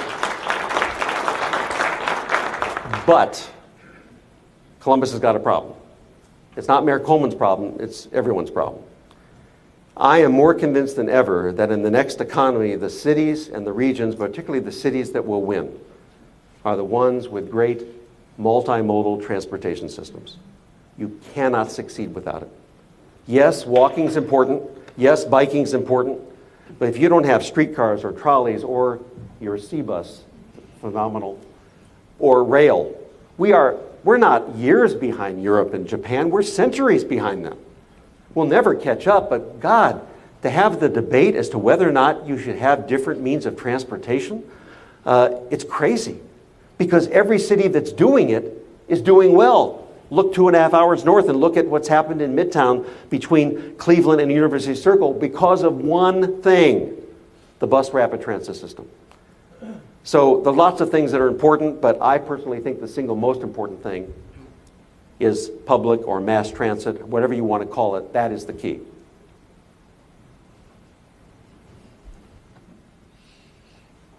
Java. Thank you so much. And I just have one question. Our city is very, very diverse. I just personally found out we have 8,000 Vietnamese people living in Columbus, Ohio, but most people don't know about diversity. And what's a good way to bring everybody together into the fold and not so get alike? The question was, what do we do about diversity? My wife is the president and CEO of the Diversity Center of Northeast Ohio. And she deals with this issue every day. She helps teach middle school, high school, college, and young professionals the value of diversity in all its respects. And what we're finding in the research is that diversity is not just the right thing to do from a moral or social standpoint. It's the right thing to do from an economic development standpoint. There's a strong correlation between economic integration and diversity and economic growth. And in fact, the cities that have been able to do that the best are the ones who have got the greatest chance to succeed. And given the fact that we're quickly becoming a majority and minority country, and that talent is so key, changing our immigration system and this crazy, crazy backwards debate about whether or not we want talent, like my grandparents and some of your grandparents, is nonsensical. It's why we are America. And we need to not just attract those immigrants, particularly the foreign-born students, to here at this great community college in Ohio State and others, but keep them here and make sure the immigration system is easy enough to do that. The bottom line here is that talent in all its respects, generational, ethnic, racial, gender, all those kinds of diversity are key to the economic success of a city. Anybody else? Yes.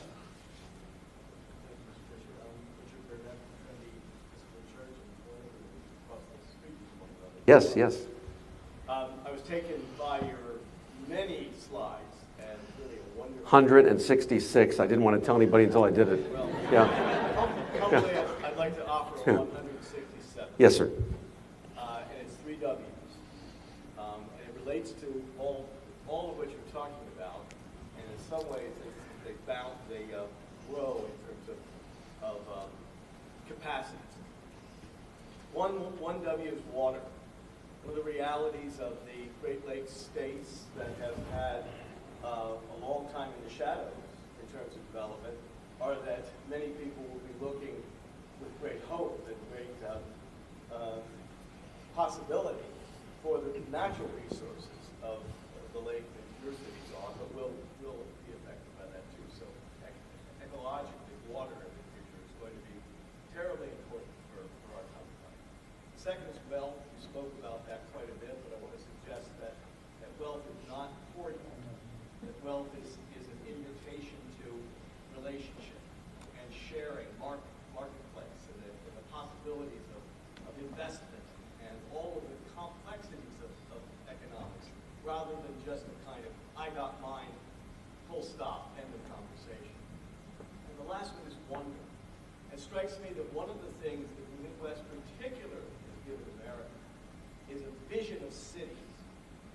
Dreiser, the Spasms, Hemingway,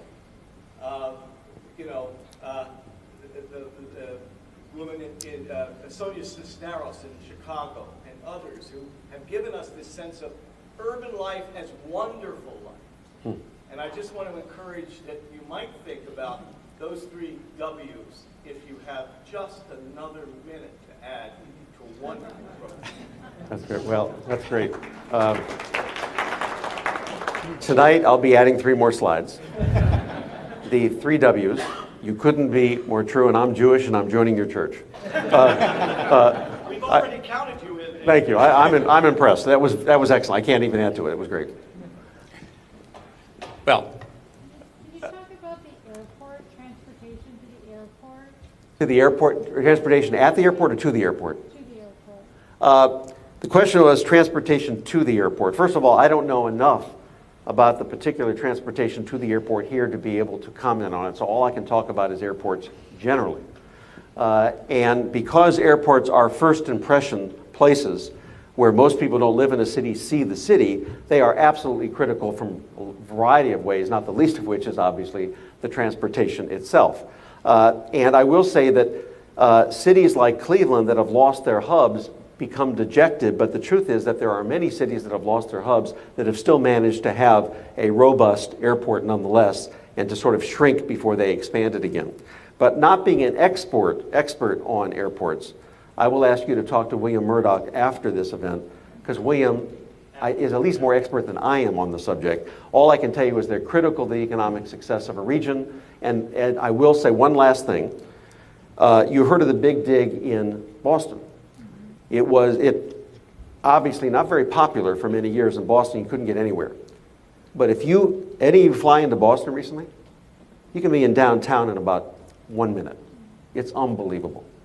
2 minutes away from the airport is one of the greatest innovation districts coming up in America today. So there's something to be said for having airports that are not only easy to get to, but as close to your city as possible.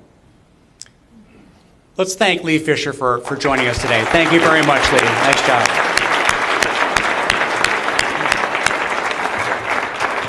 Don't forget, we have lots of cupcakes. Please take them. Remember, goodies galore. If you've got a function taking place, thank you for joining us. Have a great holiday season.